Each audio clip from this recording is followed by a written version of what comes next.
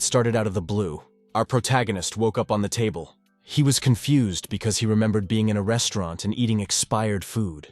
The food poisoning was too severe, so he could not be saved. Though his memories were inaccurate and sketchy, but he had to end up in another world. This he remembered exactly. Just as suddenly, he smelled some strange odor, and he came to this odor and saw that it was a pill, whereupon he thought from the legends. He tasted it and immediately realized it had expired for sure. He eventually guessed that the owner had died from using expired pills.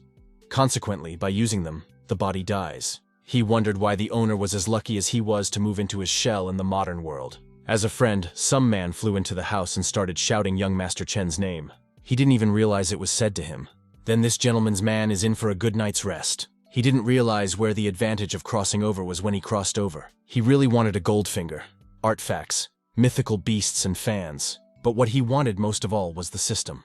As he suddenly realized that this system was present here, he was very happy about that at least. He then asked the system to tell him its functions.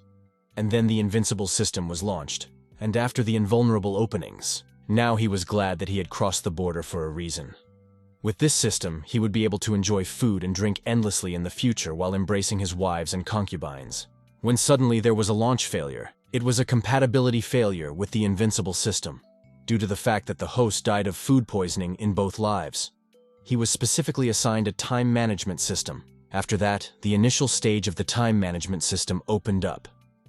Its master can change the expiration date of all things, limited to a 5-year period, but only use it once for each item. This would allow the master to change the expiration date of expired products, making them fresh. He didn't understand the point of only changing the expiration date of foods, and was a little lost. But at least it was better than nothing. Anyway, since he can control time, it's possible to bring back the freshness of these pills. He then asked the system to adjust the expiration date of these pills. He hoped that 5 years ago they were still fit for consumption. After that, strange things started happening with this pill. And after a few seconds, he smelled the fresh scent of pills, which gave him hope that there would be no problems. And judging by their appearance, they're for condensation that increase cultivation. Therefore, he urgently needs to take them for improvement. After a few seconds, he could feel it working, and everything around him shrinking. After that, I started to feel really good. Well, after a couple of minutes, he realized that it wasn't enough, and that he was very short of 1 pill. So asked the system to bring back the expiration date on the pills for another 5 years. It triggered the system to start paying back the deadline. He decided to trust the system and tried it. Based on this body's memories, he was stuck at the very beginning of development. It had been his dream since childhood. His parents were great landowners of the noble king realm. But for unknown reasons, he hardly had any talents, so he can't begin to develop. He was laughed at by absolutely everyone and called a wimp. Disappointed as I realized it was a failure again. But still, he decided to keep eating them. He started swallowing them like candy. He'd taken 5 pills, but he still hadn't started to develop. He came to realize that this body really had no natural abilities. He then asked his sister to come back for another 5 years. But things didn't go according to his plan, so he realized that swallowing those pills was useless. From memories, he knew that his parents were great landowners of the noble king realm, but they had both been away for a long time. That he has a sister. Chen Suyan is the only one who serves the Chen residence. She was adopted by his parents, but in fact, she is still his sister. As a friend interrupted his thoughts, some people interrupted his thoughts. They were discussing that one of them had advanced to the 7th step of the Yuan Condensing realm. Everyone started to congratulate Chen Yue, as it was amazing that he was able to reach the 7th step at the age of 17. The prosperity of the Yuan realm is the true starting point, once the development base has been established. To achieve it, one must lay a solid foundation with basic breathing techniques. The previous owner practiced these techniques from childhood for about 10 years. He had almost no talent. He didn't inherit genius in his parents, so no way he could start developing. Also, the system said he could customize data for 5 years for all things in the world. Then he wondered if he could adjust the time he practiced breathing techniques. He was very interested in it and decided to give it a try. At the same time, this crowd of people saw the young master of Chen Island staring at Chen Yue, and they started laughing at him for being jealous of him. Chen Yue himself didn't mind that someone was jealous of him. The Chen family used a lot of resources to develop him, but still couldn't help him cultivate, which made him completely talentless. He was only sorry that there was no successor in this noble in a family with 2 kings. He also heard that Chen Xin Yuan had come to the Chen mansion today to discuss with him about enrolling in Huangwu Academy. Because the young master still hasn't started his development, Chen Xinyuan intends to cancel his enrollment. If that is the case, Chen Dao is still dead, even if only in words. Meanwhile, the young gentleman asked the system to increase his practice time of basic breathing technique by 5 years.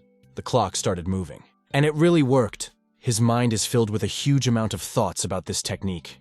He instantly increased his skill. The cultivation space opened up again, from which he was very, very much overjoyed. After which, he immediately began practicing basic breathing techniques. The technique took 8 weeks to disseminate. This is a record for its study by its predecessor. After increasing mastery for 5 years, you need to see how many weeks this technique can cultivate for. It's been 10 weeks and nothing has happened. It wasn't until the 16th week that he made it. With the increased efficiency of the basic breathing technique, he was finally able to advance in the realm. Its system is great, even though his status is still terrible, but still time makes up for it. He also got it out of his head that there was a big performance being chewed up in Chen Manor today. This is the reason why the predecessor recklessly ate expired pills and died. Therefore, this should not be overlooked. Meanwhile, everyone had already gathered in the main hall of Chen Manor. Chen Suyan yelled at everyone and refused to agree to any ventures. On some man telling him that the whereabouts of the master and his wife are still unknown, and the younger brother Chen Dao is clearly not suitable for this path of cultivation. And he doesn't think it will be all bad if he gives up his place in Huangwu Academy. Chen Suyan was angry with him. Since the master, his wife, as a true aristocratic family, built this house. Even if they disappeared, the whole area belongs to Chen Dao, and they are not entitled to his opportunity to act. And she also reminded him that she and he were orphans, taken in by the master and his wife when they were still children. Without them, they would have starved to death and frozen in the street. Then the man started telling her that she had no right to handle the matters of the manor alone. Besides, she was accepted into the Huangwu Academy. Therefore, she won't be able to stay in the Chen family for long. For among all the members of this family, she has the best ability. He also advised her not to get involved in these arguments and not to waste her potential. Others also added that Chen Suyan is the spoiled daughter of the Tianwu dynasty. She is highly regarded in the academy and also has the potential to reach the noble king realm. Therefore, it was incomprehensible to others why she was worried about such mundane things.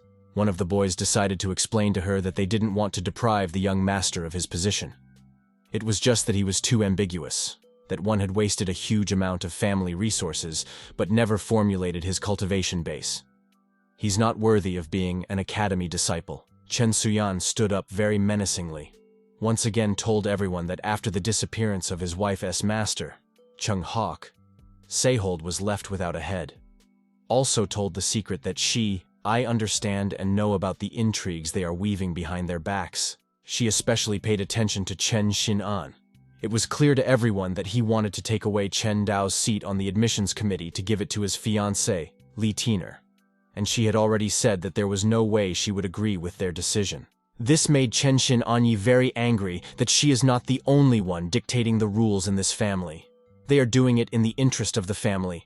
If anyone is to be blamed for today's matters, it's only the young master, because he doesn't have the ability in cultivation as well. And he is unable to form his development base. Suddenly, Chen Dao himself entered this hall.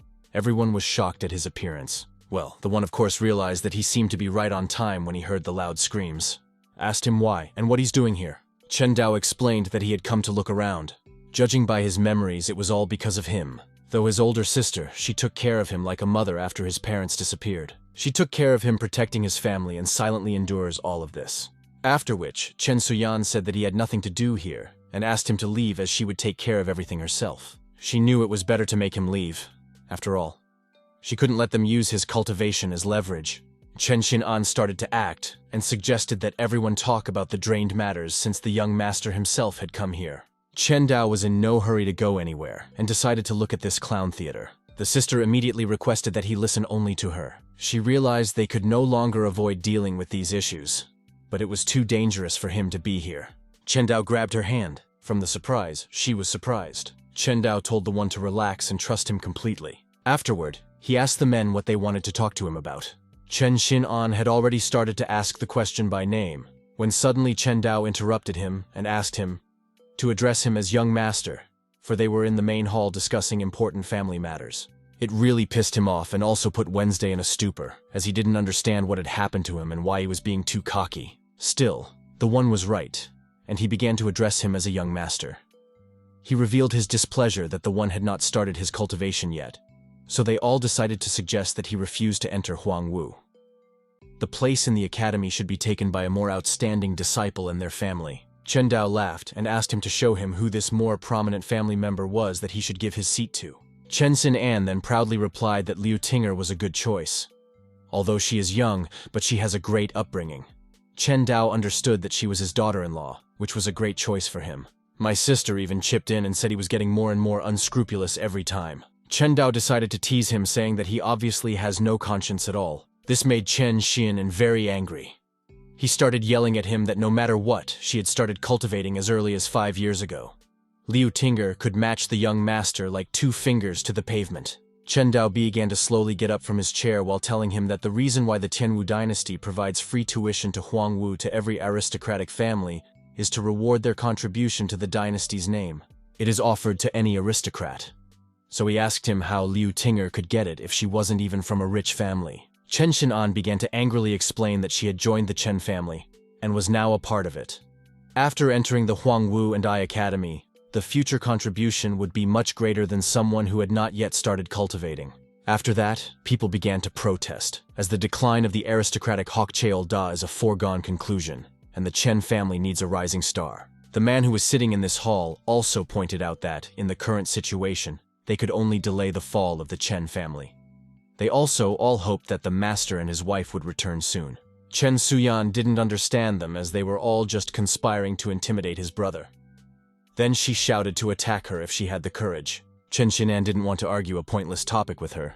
After which, he loudly declared that the young master couldn't start his cultivation, and it was no one else's fault. It was his own fault that he was useless, so he should give up his place in the academy. Chen Dao smiled and asked him why he was the one who couldn't cultivate. Chen Xinan laughed very hard that he had his surname upside down if he managed to cultivate. After which, he decided to give a master class and showed off his cultivation in front of everyone. Everyone was shocked that the young master had started his cultivation. His sister was also very happy that he was beginning his development after all. Chen Dao asked her to forgive him for making him suffer all these years. At this time, his sister herself roared with happiness that his brother had finally made it, and asked him not to apologize for these stupid things. And also Chen Dao promised, when not, useless trash that can't cultivate. After which, he asked Chen Xinan, or rather Dong Erxin, if there was anything else he wanted to say after what he had seen. This really pissed Wednesday off, as he didn't expect to be called that at all. Chen Dao explained that if you write Chen upside down, you get Dong Er. Still, he reminded him of the argument. Chen Xinan was extremely surprised. How had he not had any outstanding cultivation results all these years? During this time, he had learned to talk nonsense, though. Chen Xinan then stood up taller and decided to convey his message to everyone that the young master had finally formed his development base. But it took him more than 10 years to do so. And it was also likely that further progress would be just as slow. That's why he thinks he should be allowed into the academy. Chen Suyan got into the conversation and started yelling at him, because no one can bully her brother. Chen Xinan looked at her and threateningly responded by shouting at her to not interfere with the official discussion of the matter. Chen Suyan didn't even hear him and slapped him to bring him to his senses. Chen Xinan realized that she was simply a monster. Also that her cultivation had greatly improved in such a short period of time. Everyone around her was also shocked that she managed to push Chen Xinan away. What to expect from the heaven's favorite daughter of the entire Lunlin Empire? She heard these conversations and turned around, asking what they now thought about her brother's cultivation. At what time the master began his cultivation, they decided to support his entry into the academy. Under the current circumstances, with the absence of the master, they should do their best to support the clan. Although everyone understood in their heads that no one would change their decision, everyone was afraid that the young master's progress in cultivation would be disastrously slow. On the other hand, there are many drac quarrels between powerful families. If Chen Dao did not acquire more martial abilities, the family would remain in decline. After which, Chen Xinan proposed an alternative suggestion. Let Liu Tinger fight against the young master, and the winner would get admission to the academy. And he also added that he agreed with the rules. He wouldn't be able to refuse to battle with other students. His sister was furious, as he was just starting to settle down, and here he was already being offered to bat. Suddenly she felt someone pull her by the arm. It was Chen Dao who said that this matter should be resolved and asked that he handle everything himself. After that, he agreed to fight Liu Tinger. His only condition was that he would decide the time of the fight. Always him warned that the battle should be during this month, since there was exactly 1 month left before the start of the academy. Chen Dao looked at him and agreed, after which everyone began to disperse, for the issues of the family clan had been resolved. Next, his sister approached him and started a conversation about how this was very risky for him. If he was defeated, he would not only lose his chance of enrollment, but he would also get disrespected by the entire clan and possibly injured. Chen Dao looked at her and told her to relax, as he was confident that he could defeat Liu Tinger. The sister was very surprised at her brother's words, but still she believed in him. Chen Dao didn't want to waste any time and asked where the pills he was using came from. Chen Suyan was surprised by his question, but still thought that he had just forgotten and said that he had bought them himself. Chen Dao blushed a little and began to justify that he had recently become exhausted due to the advancement of his cultivation, and his head was already completely out of whack. This was because he had not taken over all of his predecessor's memories, and many of them had simply been forgotten. His sister believed this nonsense, and added that they were sold to him by Master Uekapila Yu milk from Prince Qin's mansion. At the same time, he spent a lot of money to buy them, so Chen Xinyuan takes this opportunity to cause trouble. Chen Dao remembered Yue Fu's name. He began to remember that they had a good relationship with his predecessor. But after his parents disappeared and the family fell into disrepair, she stopped caring for him.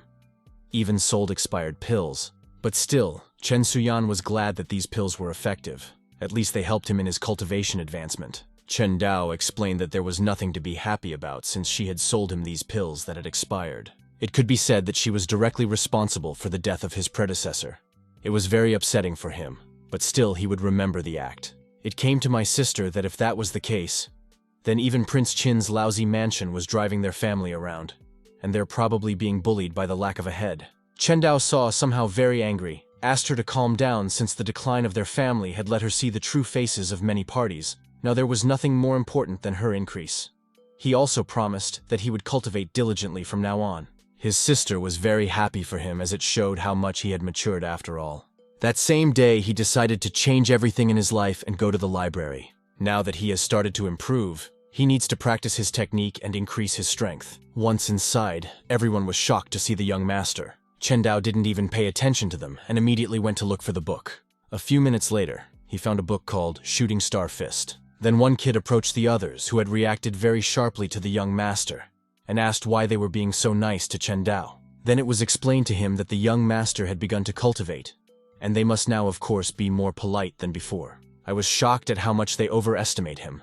His abilities, the fact that he took a lot of pills, development is still weak. He's just learning the techniques after all these years. No one knows how long it will take for him to master any part of them. They agreed with him, of course, but still didn't want to ruin the relationship with the young master. Meanwhile, Chen Dao was studying the Shooting Star Fist. This book is known for its speed of easy mastering, perfect for him. He then asked the system to increase the time to study the fist of the shooting star by 5 years. The system listened to him and started to reset the clock. But still, even though his ability is negligible, with the advent of the time adjustment system, his mind has been filled with the knowledge gained from 5 years of practicing the Shooting Star Fist. Now he could master it to some extent. After which, he ordered the system to increase the training time of the Windy Step Cloud by 5 years. And after that, and increase the training time of the Butterfly Sword by 5 years. Tomorrow, in a minute, he asked to increase the time to train the life of the Gripping Leg by 5 years. In this way, he was a very quick learner. He had a huge crowd watching him. Everyone didn't understand how he could memorize so quickly. They thought he had a photographic memory. After a while, he still decided to stop for today. He should already have some mastery over the strong techniques stored in the library. There were simply too few high-level ones. Someone in the crowd shouted for him to be detained. It was Yue wanted to even rumor that he had already torn into the 7th condensation stage, and he had a little friction with the young master. Chen Dao turned around and asked in a serious voice who said that. Yue walked up to him closely and said those were his words. Chen Dao didn't stand for it and simply smacked him in the face, whereupon he shouted that he was a young master, and no one dared say such a thing to him, and ordered him to apologize while punching him in the face again. He actually just wanted to talk to him, but Chen Dao didn't even finish listening to him, and hit him again while ordering him to apologize. Yu realized the situation. After which, he bowed before him and apologized to the young master, after which he agreed to talk to him. As he did so, he began to recall that this particular person had insulted him indirectly in the past, Now everything had changed, and he would never be silent again. After which, Yue explained that he was in charge of the library today, and young Master Chen Dao had made a mess here. According to the rules, he should only leave after cleaning up. It made Chen Dao a little angry that he was the one being discussed the rules with.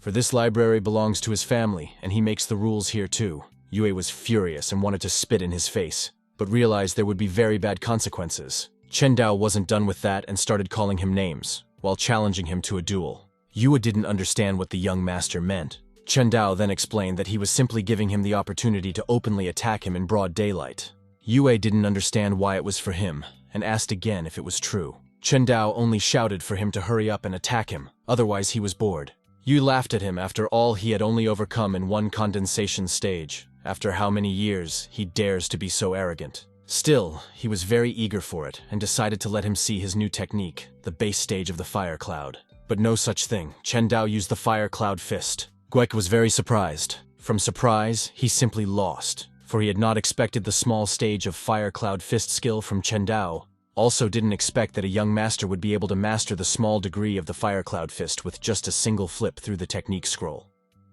Some people even began to think that he might have practiced this technique before. Yue still didn't understand either, and asked him how he was able to master her to such an extent in such a short amount of time. Chen Dao laughed, for he realized that no one even believed him. So he called everyone scum, and shouted to the entire crowd to challenge him immediately if they were not afraid.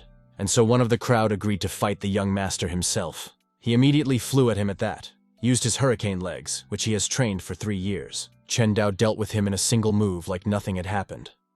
Everyone was shocked by the young master's speed.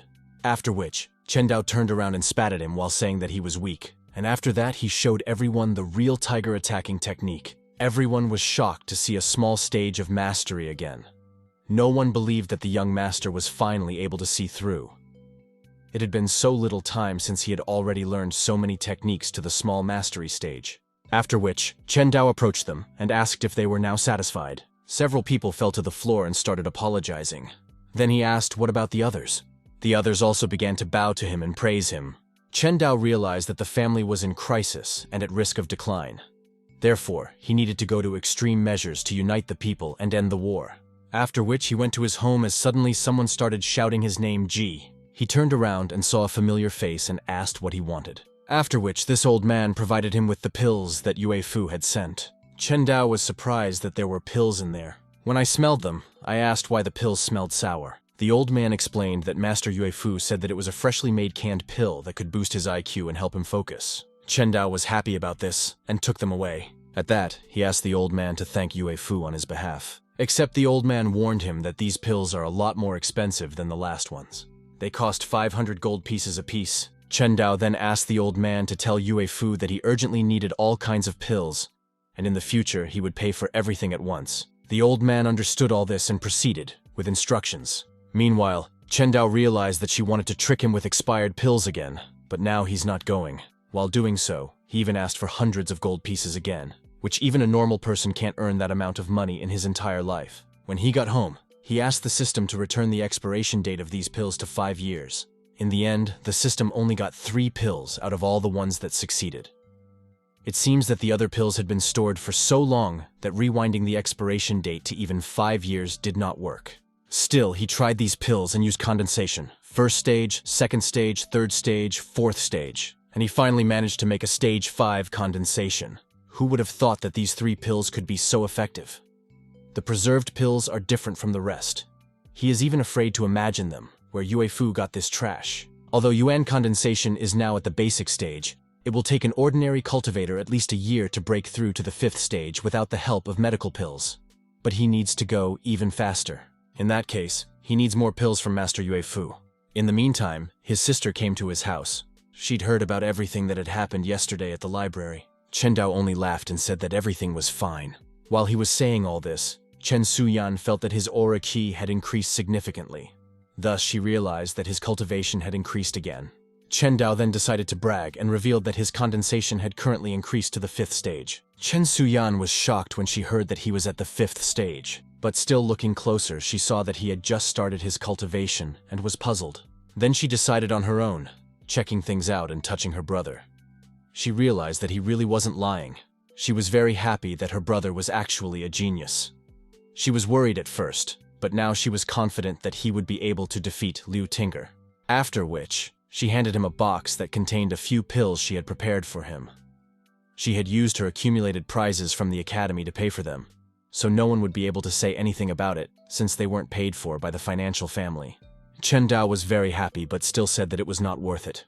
After all, he now has a supplier of pills. Then she asked, "What other vendor is this one?" And Chen Dao started to get nervous. Afterward, his sister explained that Chen Xinyuan had used his competition against Liu Tinger to block the family's finances. In this way, he didn't want to let him use the family's assets. She also added that Master Yue Fu purposely sells him expired pills, so he is now a difficult situation. Then he wondered what about her, because she gives him everything, so there is nothing left for her. Sis said not to worry as she is his older sister and should take care of him. The rest doesn't matter. Lastly, she added that he would need a spiritual item to break through to the next level of yuan condensation. And the best of such items is the spiritual yuan stone. She was now heading to the Yuanling mountain to find him worthy of his name. And when he successfully attunes with his spiritual item, he will be able to perfectly move to the next level of condensation. At that moment, he will begin to truly make cultivations. My brother warned me that this mountain was home to very dangerous beasts and that it was crazy to go there. She replied that it would be fine because she wasn't just a cultivator. Chen Dao almost cried before he begged her to stop. After that, all he had to do was take the pills she gave him and wait for her return. The road was very difficult and long, but still she made it to the Yuanlin mountain. When she got there, she saw the second prince. They knew each other, but they were not on great terms. The principal began to tell him that the strongest ferocious beast from all the mountains was now near him. Zheng Ningshou. It guards the Yuanling stone, which is the highest level stone in the Yuanling mountains. The fact that she can still fight Zheng Ningshou is a great miracle. However, the monarch has long since died, and it's better to let the Sun Emperor help her. Chen Suyan really started to get angry and shouted at him that the second son of the emperor, although he had a high position and had come from 3 faraway lands, not only for the sake of helping her. Then the second prince decided to say outright that he needed a chastity so that he could strengthen his position in the eyes of his father, the emperor. And in his opinion, she's the most outstanding genius of the last few centuries, best of all. Of course, most importantly, he fell in love with her at first sight. With his status as a prince and her talent and beauty, they would be a truly perfect match. Chen Suyan started shouting that it was impossible, she would in no way agree to it. The second prince understood that she needed to think about it, and there was no need to answer right away. He was very patient after all. He also added that the Zhening beast would take this Yuanling stone for himself. When a Zhening beast devours a stone of such high quality, it is gone forever. Chen Suyan was very angry with him. She realized she had to show everything she could to take what she needed. Therefore, she used the Heavenly Fairy Seal. The second principal was really interesting to watch because she with her reputation is a very rare character.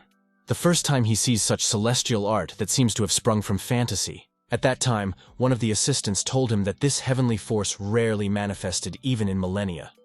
If one were to apply that this image of Chen Suyan's heavenly force had not yet been fully formulated, one could hope for a great future.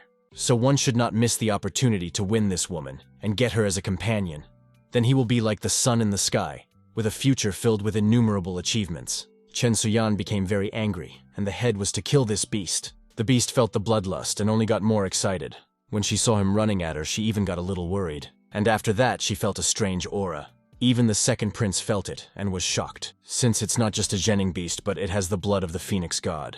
At that time, the assistant shouted that Chen Xuan's heavenly power image was not formed, and she was not Zhening's opponent at all. And if their battle continues, she will undoubtedly lose. Then the second prince ordered his men to go to Chen Xuan's aid and help her obtain the Yuan spiritual stone. At that time, one of the aides said that she had not yet accepted their highnesses' conditions. Perhaps when Chen Xuan was in a critical condition, then they could intervene and force her to become a woman. The second prince laughed because they are two naive women. But like Chen Xuan is unique in this world, the pride in her heart ordinary people cannot understand. He even boldly said that she would rather die than bow to the prince. But on the other hand, if that is the case, the situation is complicated. The prince ordered his men to help her, for he was sure he would conquer her. Then his men jumped to her aid. Meanwhile, Chen Xuan was shocked by the strong aura and didn't know what to do. Just as suddenly, several of the prince's men flew over her. Chen Xuan saw the help and turned on herself, after which they multiplied their strength after a while. Chen Xuan was glad that she had finally done it. The prince's men expected HT from a monster with the pedigree of the Phoenix god. Even their cultivation of the noble King Ri stage caused it to fall. At this time, the prince congratulated Chen Xuan for finally obtaining the highest grade UN. Previously, when the prince had broken through to the new UN condensation stage, even he had not been able to obtain a stone of this level. Chen Xuan thanked the second prince for his help, but since she still had things to do, when she started to walk away then, the other prince didn't even say a word, just watched her gait. Then the old man of the prince asked why he was just watching when she had just left. The prince was only glad, for after all, a vulgar courtesan could not be worthy of a prince. Right now there is nothing he has to take care of, so we'll stay in Fengyang City for a while. Then, she will definitely be his. Meanwhile, Chen Dao was having fun at home with a pill. The pill his elder sister gave him was full of spiritual power, flavor, strength. Even at first glance, it didn't compare to those useless pills from Princess Yue Yue, after which he was perfectly happy to start gobbling up the pills. Although he can't dawn to waste his sister's good intentions, he needs to break through faster. When the sister brings the Yuan spiritual item, he will immediately set up a contact with it. His body began to sow from that pill. The so-called Yuan condensation stage burst consists of two halves. The first is the breakthrough in the cultivation process. The second is the setting up of contact with the Yuan spiritual object. The cultivator of the original spirit continent needs a corresponding spiritual item Yuan when they break through a new stage. For those who have passed through the condensation stage, the Yuan spiritual stone remains. Cultivation stages require different Yuan spiritual items. It can be plant or animal spiritual items, and regarding the degree of spiritual Yuan stone, which directly affects the martial power, the cultivator moves to the next stage. That is why he is looking forward to what degree of spiritual stone Yuan he will receive. After that, he wanted a break. Sister's pill is really powerful. She raised his cultivation to the 9th condensation stage. Just as suddenly, someone started banging on the door and calling for the young master. From behind the door shouted that his sister had returned and was asking him to come immediately. Chen Dao was very excited at this news. Meanwhile, the news traveled around the family. No one believed it was true, but one of the guys said that he had actually seen with his own eyes how Miss Chen Suyan had actually returned to the rainbow-colored Yuan spiritual stone Yuan. Even the old man Chen Xin An didn't believe it after all. This is the highest grade spiritual stone from the Yuan Soul Mountain. They are protected by special beasts, and no one knows how many experts have hunted for one, but failed. No one believed that Chen Suyan would actually get it. Back then, this made Chen Xin very angry. After which, he was approached by his sister, who asked what would happen if Chen Dao used the strongest spiritual stone to break through the condensation stage. Liu Tinger assumed that it would still remain the weakest. Since she is at the 9th Yuan condensation stage, just one step away from the spiritual C stage, he simply can't be her opponent. Chen Xin-an was indeed confident in her abilities, but he considers it a waste to use such a good item on this piece of trash. Moreover, recently, there had been some changes in Chen Dao's behavior. At Chen Xinyuan, he confirmed that he had indeed become different. And he also added that before in the library, he had learned so many techniques in a short period of time. It gave people a double feeling. Moreover, if not for his previous weakness, his cultivation had surprisingly quickly reached the 9th Yuan condensation stage.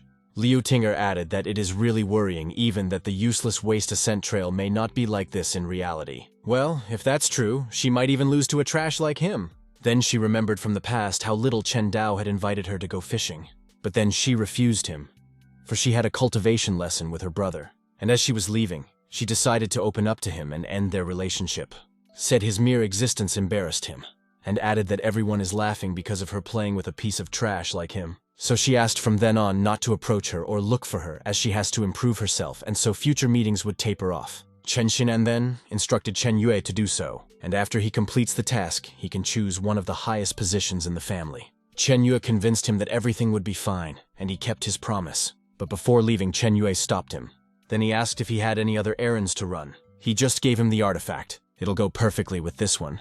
At this time, Chen Suyan gave the Rainbow Yuan spiritual stone to her brother. Chen Dao knew that this was the highest grade spiritual Yuan stone from the Soul Mountain.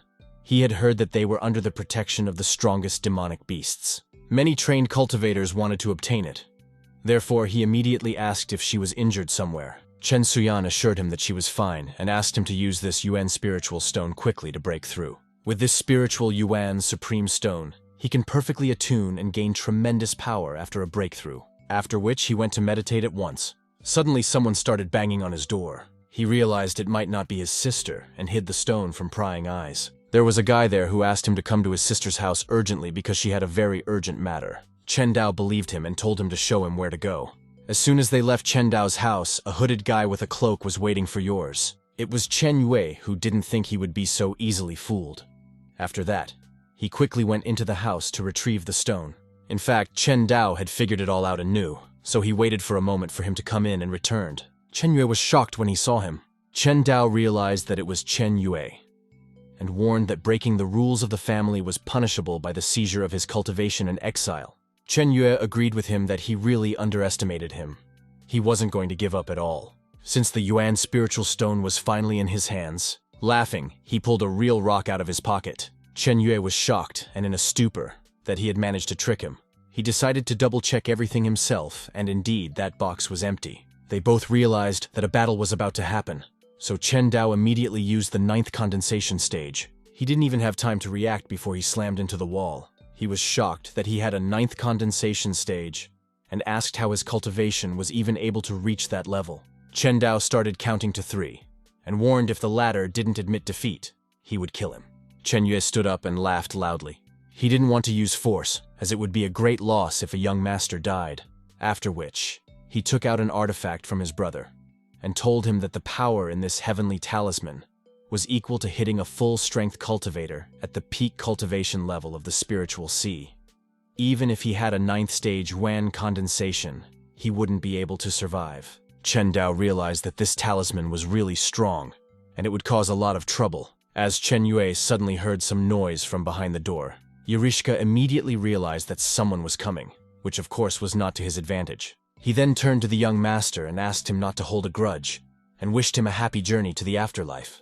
Next, he created a huge ball of lightning, and then shot lightning at him afterward. From the first attack, he was able to come back. He didn't even realize what that ferocious light was. As Chen Yue's friend shot a second time, lightning appeared behind his back. Well, this attack was absorbed by the Rainbow Yuan spiritual stone in his hand, so this rock saved him.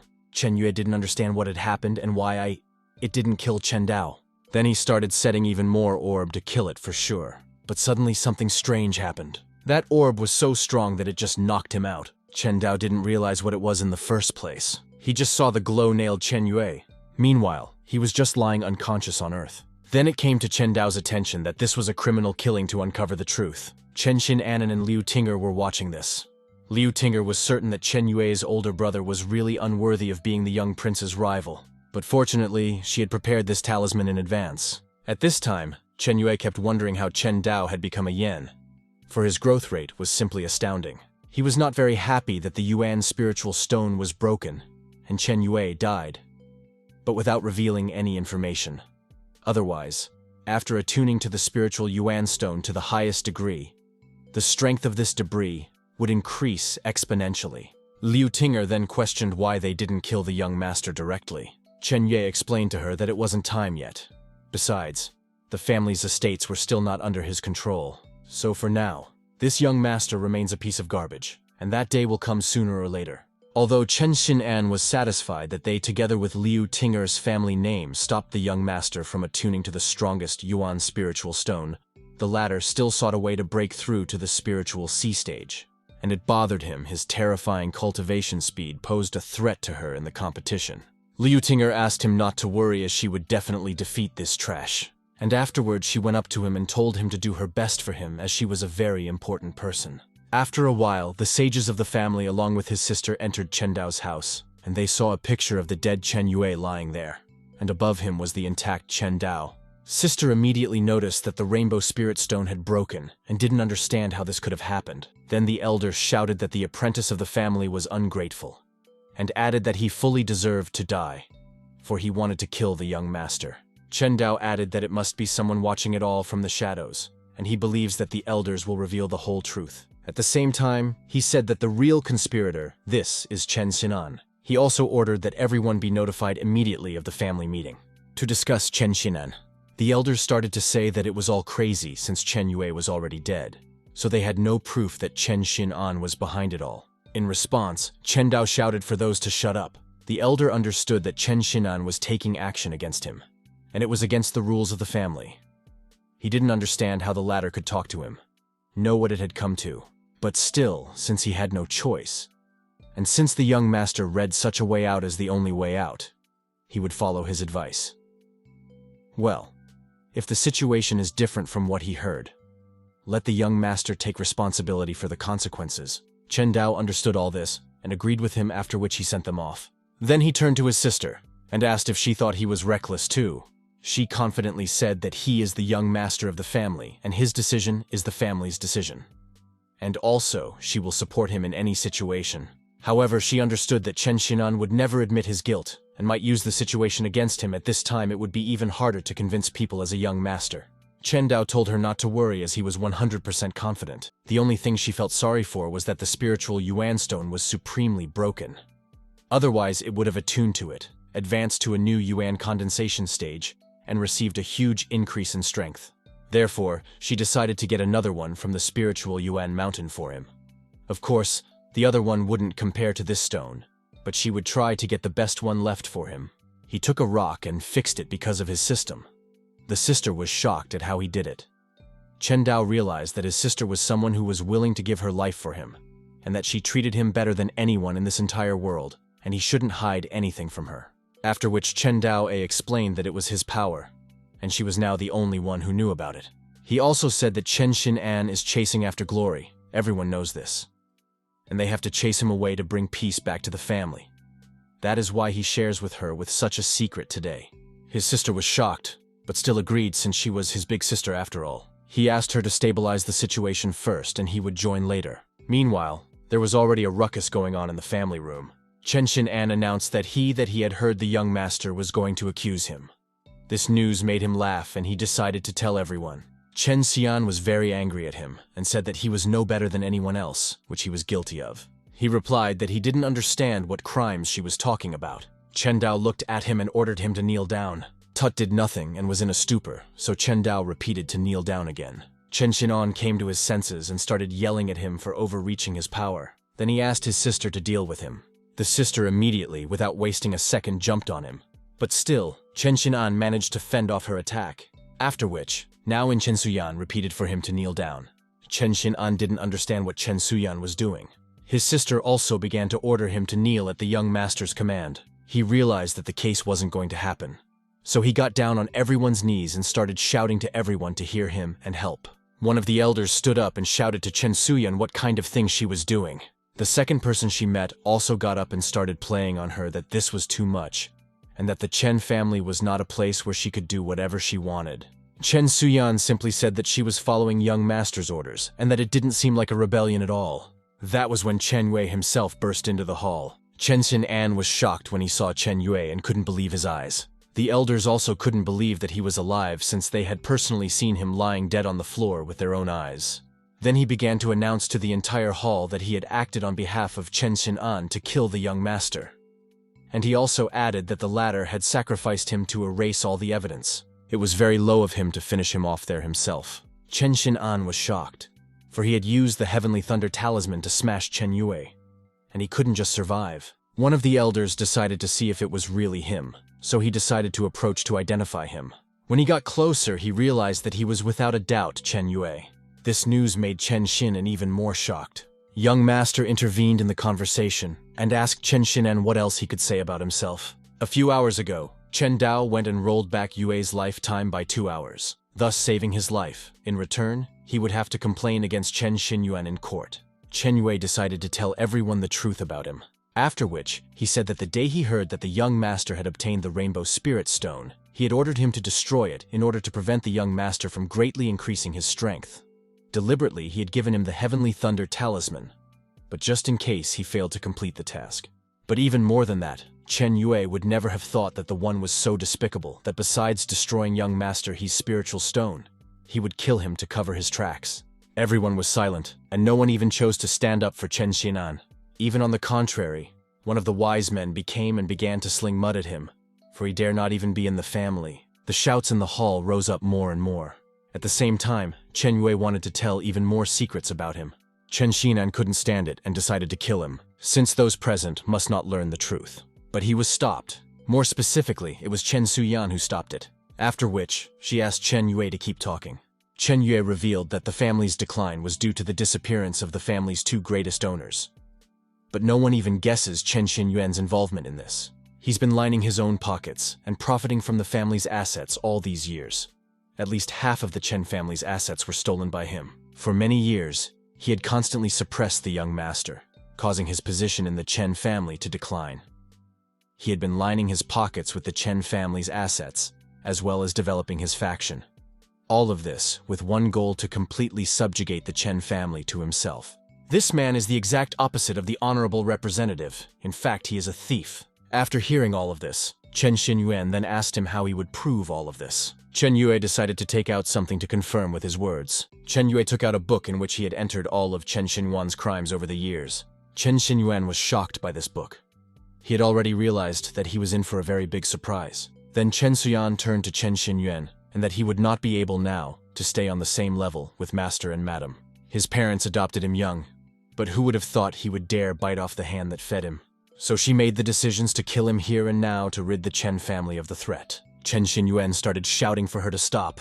Then she was surprised he didn't know what fear was. Chen Xinyuan swore that if he had known that under no circumstances would he have done all these crimes. He confesses to all his crimes, but all he had to do was break Yuan's spirit stone and he would never take a swing at the young master. Sis then asked her brother what he would order. Chen Dao ordered him to be killed without even blinking an eye. Chen Xinyuan was horrified by the young master's words and was greatly frightened.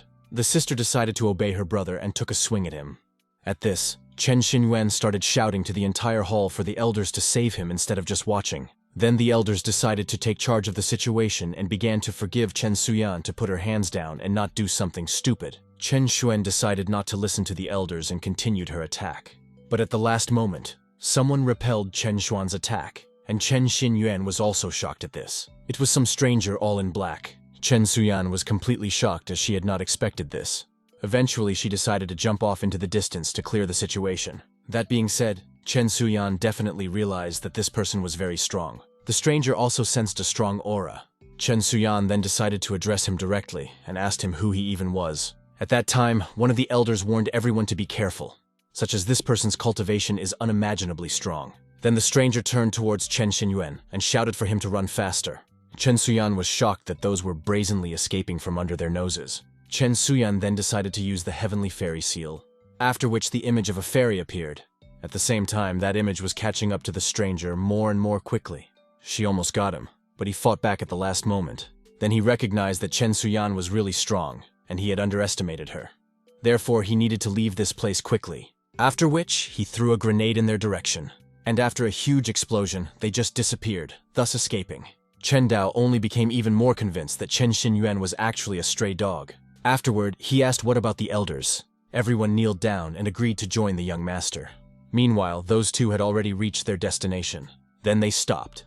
And since Chen Xinyuan was very pleasantly surprised as well as grateful to the lifesaver, so he decided to ask him his name.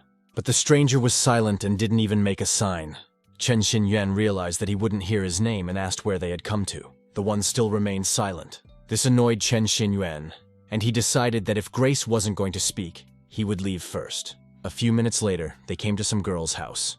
The stranger afterward decided to take off his cloak. There was some old guy in there. When this old man addressed the girl as a princess then, Chen Xinyuan was shocked. Then the princess decided to ask him if he was surprised. He said with full assurance that he was, of course, surprised. However, glad the princess had sent someone to save her, he decided to accept and be sure to return the favor. The princess asked him to stop wasting his time and get to the point. She explained to him that he would help her capture the Chen family today. He was surprised at what the princess said. She was also surprised at his reaction and assumed that he just wouldn't want it anymore. So she decided to entice him and tell him that she knew his ambitions and that he had always wanted to take control of the family. But unfortunately, he failed. Chen Xinyuan was angry and began to blame everything on Chen Suyan, because if it were not for her, then everything would be different. And he is ready to sacrifice everything to Chen Suyan to leave the Chen family, and only then he will have a chance. The princess only laughed a little and said that he had already become a homeless vagrant, but he still has the nerve to say such things. Chen Xinyuan continued to shout that the young prince without Chen Suyuan was completely useless and not productive for the rest of his life. The princess didn't like it and ordered him to stop believing the lies he was telling the others. For Chen Dao is growing at an astonishing speed. After all, he is the descendant of a noble king. His parents are great rulers, so he still surprises everyone with the speed of his development. Chen Xinyuan guessed that the food the princess desires is the token of the Chen family's noble king. The princess praised him for guessing correctly. Meanwhile, Chen Dao had come to see his grandfather. He remembered him with very warm memories, for as a child, this grandfather had saved him from being killed.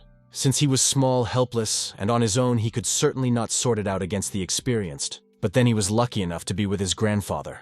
Grandpa reacted quickly and hid it behind his back. Thus, all the daggers that flew at him stabbed into Grandpa's back. Little Chen Dao was then shocked at what was happening. I could not believe that they were being attacked. But even more horrifying to him was the blood coming out of his grandfather's mouth. There were 2 of these arcane ones, and they weren't going to leave until they killed the young master. Grandpa realized that a very scary situation could happen now, so he used the contempt technique. Those flew away with great speed, but one of them steadied himself and kicked his grandfather in the shoulder. The grandfather and Chen Dao fell on that continued to hold little Chen Dao, very much worried about his grandfather as he protected him. Chen Tai told him not to worry, since no one would touch him as long as he was here. After that incident, he was severely injured and took a long time to recover. Master once told Grandpa that if it's not a matter of life and death, he shouldn't get involved. So regarding other matters, he can't get involved, and he has to rely on himself to see things as they really are. And in fact, the purpose of his visit is to give him a thing. Chen Dao had no idea what kind of thing he wanted to give him. This is what Master had given him his care. He had specifically given him the instruction for the day young Master would take control of the Chen Manor and take this for himself. Chen Dao took this box, then felt something strange, after which he asked if he could open this box. The old man said that it had a master seal on it, and he could open it when he gained a certain degree of his cultivation. Then, Chen Dao understood everything and decided to ask his grandfather about his parents. After all, he assumes they will never come back. At this, he almost cried. After all, the predecessor has a deep longing for his parents that lasts a lifetime, and this wave of emotion sometimes overwhelms him. In response, Grandpa just told him to breathe easy to calm down. After which, he explained that there was no need to worry about Master and Madam. After all, they are noble kings cultivating the strongest people of this world, and he was confident that they would be fine. Meanwhile, Liu Tinger was very much pissed off since the Chen family from Fenian City only, through the efforts of the elder brother Yuan. What right does Chen Dao have to accuse him of something he didn't commit? A powerless young handyman with nothing but his identity doesn't even think he is the heir to the family on. But none of that mattered anymore, since she slagged off the elders to strangle Chen Dao's position. Suddenly she heard someone calling her. When she turned around and saw who had called her there, she was furious. Meanwhile, the princess was a little surprised, because I saw a thunderclap. While the princess was looking at the sky, an old man approached her. After which he said that this phenomenon was very similar to the immortal treasure being discovered. He was lucky enough to see the same scene only once, in the imperial city. Then the princess suggested that it might be the token of a noble king. The story says that this thing is extremely mysterious and made of extraordinary iron. Also saw this lightning bolt. No one understood what was going on together, Chen. In doing so, they guessed that the family had the lineage of a noble king with a deep heritage. It may not be the main branch to this place that the family chose to stay. Otherwise, the young master of the family wouldn't have grown up here. And then the man suggested that it might be something like the token of a noble king of the Chen family. His son knew that all the families were now gawking at the Chen family's noble king token. So he asked his father what kind of token it was. The one explained to him that it was a priceless treasure, worthy only for cultivators of the noble king level.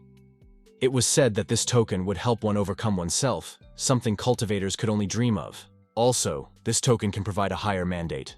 Get into this mandate, the most ordinary person can suddenly rise above hundreds of thousands of others. For the past few years, the family line of this world's noble king had barely changed, and so no outsider could see the noble king token. Now that the young noble king line in the Chen family is in decline, every family can grasp this opportunity, which was hinted at by his father. My son got a little nervous and asked what they were going to do. Thoth decided to go to the family and see with his own eyes. He was also sure that the others would rush to the manor as well. Meanwhile, Chen Dao was diligently experimenting the manor. He did a time rewind 50 years forward and even noticed how this stone had advanced noticeably. Originally, the spiritual stone Yuan was originally excellent, but now it has become many times better. Since such a thing was happening, he decided to tune in and complete the process of breaking through to the spiritual sea level, after which he began to tune in. A little later, he finally stopped meditating. The assimilation with the Yuan spiritual stone was successful, but there was a bit of a dilemma. After assimilating with the black Yuan spirit stone, its pitiful puddle became an immense ocean, and while he was improving himself, he heard his name being called from the window, and he realized from the voice that it was Liu Tinger. Liu Tinger started yelling for him to come out and fight her today. Since she's officially challenging him to a duel, it's complete garbage. The elders heard this and asked her to choose her expression. Turning around, she ordered the fifth elder to get off her back, as this only concerned her and Chen Dao. The fifth elder was angry beyond belief, and ordered and thought that she could be so rude just because her brother was part of the Chen family in Imperial City.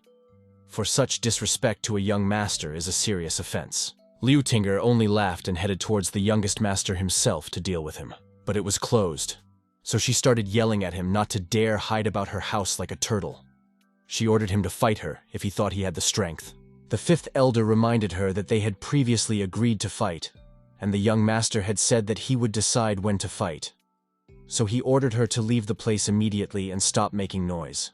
Now Liu Tinger even didn't listen to him and kept shouting at him to come out. It so annoyed the fifth elder that he ordered the others to take her away from here by force, but suddenly they heard an order that they were not to do so. This came out of Chen Dao's house and ordered it himself. Liu Tinger was very happy that he had finally shown himself, after which Chen Dao agreed to accept her challenge. The fifth elder already wanted to object. He was interrupted by Chen Dao and said that there was no need to say anything, for he knew what he was capable of. Meanwhile, Chen Xinyuan came to the princess herself. The princess noticed that he was in a great hurry and assumed he had something urgent. And Chen Xinyuan revealed that he had ordered Liu Tinger to challenge Chen Dao to a duel. And as long as Chen Dao is defeated in front of the Chen family, his position as a young master will be completely destroyed.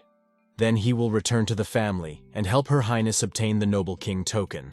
The princess loved the news and promised to make him master of the family. Chen Xinyuan thanked her very much and asked her where she was going now. The princess realized that she could trust him and told him that she was going to Chen Manor, for an unusual phenomenon had occurred there today, which looked very much like the token of a noble king.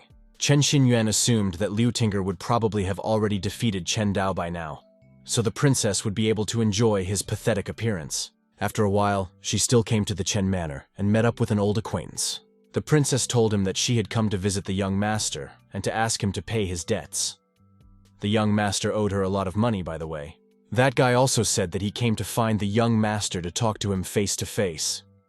It was the first time in a long time that the family had gotten so rich, and afterward they laughed achidically. As soon as they entered the manor, they saw Chen Dao, who was standing opposite Liu Tinger. The boy and the princess even rejoiced that they had chosen such a good time to visit because they would witness a real show. The princess then leaned over to her subordinate and asked if he had discovered anything. The one started waving his head that the phenomenon had disappeared and there was no information about the noble king's token. At this time, the battle between Liu Tinger and Chen Dao was just beginning. Before the fight started, Liu Tinger shouted to him that he only needed to promise her that Big Brother Yuan would return, and she could then forget about the fight. Chen Dao of course did not want to, for Chen Xinyuan intended to kill him. The sister began to justify, namely that Chen Yue did it. In general, he has nothing to do with senior brother Yuan. She also added that everything Big Brother Yuan did was for the family. Chen Dao understood everything and even put himself in their shoes. But still, even if that was the case, it was pointless for her to argue from his estate. Liu Tinger started yelling at him that the entire noble king family in the world was prospering, only the Chen family was in decline. All Big Brother Yuan wanted was to restore the honor of the Chen family. Chen Dao only laughed that his death would allow the family to prosper. Liu Tinger tried to explain to him that it would protect the Chen family from ridicule. After all, every dog knows what a bad reputation he has, and it's so bad that it could bury the Chen family too. Chen Dao was shocked. And then he decided to remind her why it was her older brother who sent her to the Chen family. She of course understood all of this, which was why she had come here to escort the young master. But since Chen Dao has disappointed her, he has no intention of staying with him. This only confirmed her stance of Chen Xinyuan. Liu Tinger only laughed caustically, for at least Brother Yuan is young and brave. He is the best among the Chen family, aside from that unnecessarily strong Chen Xuan. and if the head of the family became Yuan, she decided it was better to obey him than the young master. Whereupon she challenged him to a fight, and ordered him not to flee, for they had an agreement. Chen Dao got angry with this stupid woman, and ordered her to treat her with proper respect. Liu Tinger also got angry at him and shouted that he wasn't worthy of it at all. Chen Dao then decided to teach her good manners. Liu Tinger couldn't stand it and rushed at him with her sword, but after a second, he was gone. Liu Tinger was surprised at his speed. After another second, he was in front of her and swept her sword away with his foot.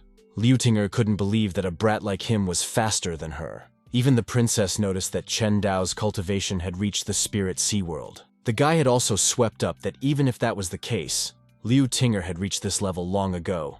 Between the strength of their cultivations lies a huge gap, and Chen Dao would not be able to bridge it. Liu Tinger recognized that she had really underestimated him, and realized that he had already moved on to the next world. But on the other hand, she had already reached the 7th level of the spirit sea world, and he was no match for her long ago. Chen Dao didn't bother to be ceremonious and simply slapped her across the face. Everyone was absolutely shocked at what he did. At this, Liu Tinger was furious that he dared to touch her face. Chen Dao retorted that she had forgotten what dignity was. Liu Tinger couldn't stand it and decided to finish him off. And then she decided to see if he could take the hit. Chen Dao set up her fist at the last second, from what again the woman was in complete shock and stood in a stupor for a few seconds. After which, Chen Dao leaned over and said that she was a nobody to the Chen family. And in fact, she dare not mock him. Liu Tinger still thought he was scum, but he didn't understand where he got so much self-confidence from. Therefore, Liu Tinger decided to strike, with his other hand that was free. Chen Dao decided not to be ceremonious with her and punched her body. Liu Tinger guessed that there was only one way where he got this power from. He had found a strong spiritual artifact somewhere after moving to the spirit sea world. But she didn't understand because his strongest spirit stone was broken. After a few seconds, she assumed that another artifact and his sister had taken it out. Chen Dao was fed up with this and ordered her to stop talking nonsense. After which, Chen Dao reminded her that she had lost, and the right to join Huangwu Academy remained with him. Liu Tian'er only laughed as this victory had no effect on anything. His cultivation was still much weaker than hers, and she also promised that one day she would reach the world's spiritual bridge and take revenge, and told him to remember these words. He yelled back at her to stop. She turned around and asked what he wanted from her. Chen Dao then decided to act seriously and grabbed her by the throat. I reminded her that I promised to teach her manners. Liu Tinger only told him that he wouldn't just get away with it. After which, Chen Dao punched her right in the stomach. He destroyed her dantian, then explained to her as she piled on the ground that the Chen family belonged to him. She was covered in blood and no strength at all, and swore vengeance on him. After which, Chen Dao ordered his guys to have her thrown outside the gate, and that she would not be here in the family manor. Chen Yue started to lift her up while laughing at her. After all, I also cheated this idiot. She added that she was digging her own grave, because you can't do that to a young gentleman. After which, the princess herself approached the young master. Chen Dao was surprised that Princess Yue was incredibly beautiful. No wonder she had put many young men from noble families on a leash. But still, he knew what this woman was really like. After which, the princess asked her question, how did he reach such heights in cultivation, if he had only recently started doing it? Chen Dao explained that it was all thanks to the pills she had sold him. Without them, he definitely wouldn't have succeeded. This surprised the princess very much, for she had thought that these pills did not work at all. When he was approached by a guy who said that his brother really wanted to see him as the head of the Chen family, Chen Dao poked into his memories and remembered that this person's name was Yu Ming. He was from an ancient family of Fengyang City. Even after denying the Chen family for years, he never stopped coveting their property. After which, Yu Ming suggested to discuss something in private. Chen Dao realized he would not get away from him, and decided to listen to him by stepping back a little. After which, he began to tell me that over the years, the Chen family had become noticeably smaller, and the spirit wine no longer brought in as much income as it used to. And it just so happens that his family is in the same industry. Then he asked to let the Yu family buy the Chen family's winery. The top talk was interfered with by an elder who was adamantly opposed to it. He said that the spiritual wine was a legacy left by the master and his wife. It is also the Chen family's main source of income. And besides, without the sale of this wine, the Chen house will be in trouble. After which, Chen Dao explained to Yu Ming that the sales of spiritual wine was the Chen family's main income. The elder had already relaxed. Yu Ming was very angry that it didn't work out. And then Chen Dao asks how much he is offering. He said that the Yu family is willing to offer 500 spiritual. The elder started shouting that it wouldn't be enough, because the Chen family's winery was one of the best in Haiwan City. Even though the sales aren't what they used to be, it's still worth at least 2,000 spirit stones. Chen Dao confirmed his words and said that the one had already heard everything. Just 2,000 spirit stones and she's his. My brother was furious because he realized that either he didn't want to sell it or he was just kidding. Chen Dao only further mocked him. The elder was glad, even though he scared him to death.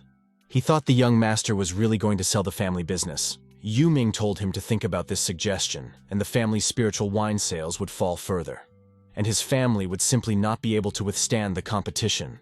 But Chen Dao was unwilling to concede him the price, and asked for 2,000 stones for the winery to the last. Yu Ming didn't understand how such a dumb, gullible Chen Dao suddenly became so wise and eloquent. He realized he was getting nowhere and decided to bow out. And lastly, she said that he was the only one who had become the head of the family, so he would soon feel it on his own skin. The princess has noticed very much that Chen Dao has changed. She wasn't even sure if he would blindly follow her words like before. After which, the elder told him that over the past few years, the Yu family had tried their best to take every opportunity to strike at them, and they had succeeded in stealing the lion's share of the market from them. The elder was very angry with the princess, because there was another way to handle it. After which the princess came up to him to discuss something. She suggested we find some cozy place to have tea and take our time to discuss everything. This really interested Chen Dao and he decided to go with her. The princess realized that this was still the same Chen Dao she knew. A little attention, and he was all hers. Just as she'd thought, and no matter what. Then the elder suggested waiting for his sister first, for he realized that the princess had already deceived the young master, and she was certainly up to no good. He said not to worry, and he'd take care of everything himself. He realized this woman was sponsoring him, so he had to keep a straight face. After which, they finally went to drink tea. Sloppily Chen Dao put his hand on her shoulder. Her subordinate immediately started yelling that this was outrageous, and immediately ordered them to remove their hand. Chen Dao immediately retracted his hand and apologized for getting carried away. But he can no longer do anything in front of the princess herself. Ta said to forget about the situation and just go finally. When they finally arrived at the restaurant, then the princess confessed that she was very pleased. As his cultivation grows not by the day, but by the hour. He did not call her by her name, but by her nickname Xiao Wu. And since they had already sorted out the formalities, he asked her to tell him why she had called him. He also promised to serve her faithfully. The princess saw that he was already more or less relaxed, so she told him that she really wanted to get the Chen family's royal token. Chen Dao was furious that she wanted to flush him out like this on royal tokens, making a fool of him. She then began to say that she had always admired the royalty of the Chen family, so she wanted to see the royal token with her own eyes. She also started to show pity. Chen Dao decided to play dumb with her and said that his family had very strict rules, so he would have one condition to see this royal token. The princess was willing to go along with his terms, so of course she asked what needed to be done. Chen Dao wants her to be born into the family of a healthy heir. At the same time he said, "It is very serious face and voice." The princess was very angry, something he is even suggesting. Chen Dao explained that it is an unimaginably important thing. And if she gives birth to an heir, she will become part of the Chen family. So it wouldn't be a big deal if it gave her a royal token then. She was so outraged, she stood up and pounded the table. And then she told him they weren't that close. Even said that maybe in the future they will talk about an heir, but now definitely not. But to see the royal, she wants one now. Her subordinate did not understand how this Chen Dao dared to behave so recklessly with the princess. I understood that she would have already dealt with him in the blink of an eye.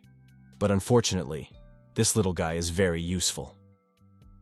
Chen Dao was left with only one option: sincerity in return for sincerity. The princess didn't even know what he meant. Chen Dao explained to her that she had completely questioned him and asked if he had struck her down. The princess realized what she was implying and declared that she was absolutely sincere in her feelings. And then Chen Dao said that if it was really true, then it was necessary to confirm the words with actions. Namely, he wanted the Chen family to see the manifestation of her sincerity in person. Then no one would have any questions about the token. The princess heard him and said she needed time to think about it all. Then Chen Dao, purely out of self-respect, he decided to walk her home. She just ignored him. Chen Dao only laughed that she wanted to make a spectacle of him, but actually made a spectacle of herself. Suddenly, a sister came toward them. Chen Dao was shocked to see his sister right there. At this, Chen Shuyan realized that it was the princess who wanted to deceive his brother again. It also reminded her that she was not welcome here. Her assistant immediately stepped in and activated his power. The princess then decided to explain everything to Chen Shuyang, that she was more than sincere in her feelings for him. Chen Dao decided to somehow calm her down, and said that her highness was really speaking from the bottom of her heart. Chen Shuyang shivered at such a statement from his brother. And lastly, the princess promised to order someone to give him the pills for free this time too. Chen Dao thanked and wished good road.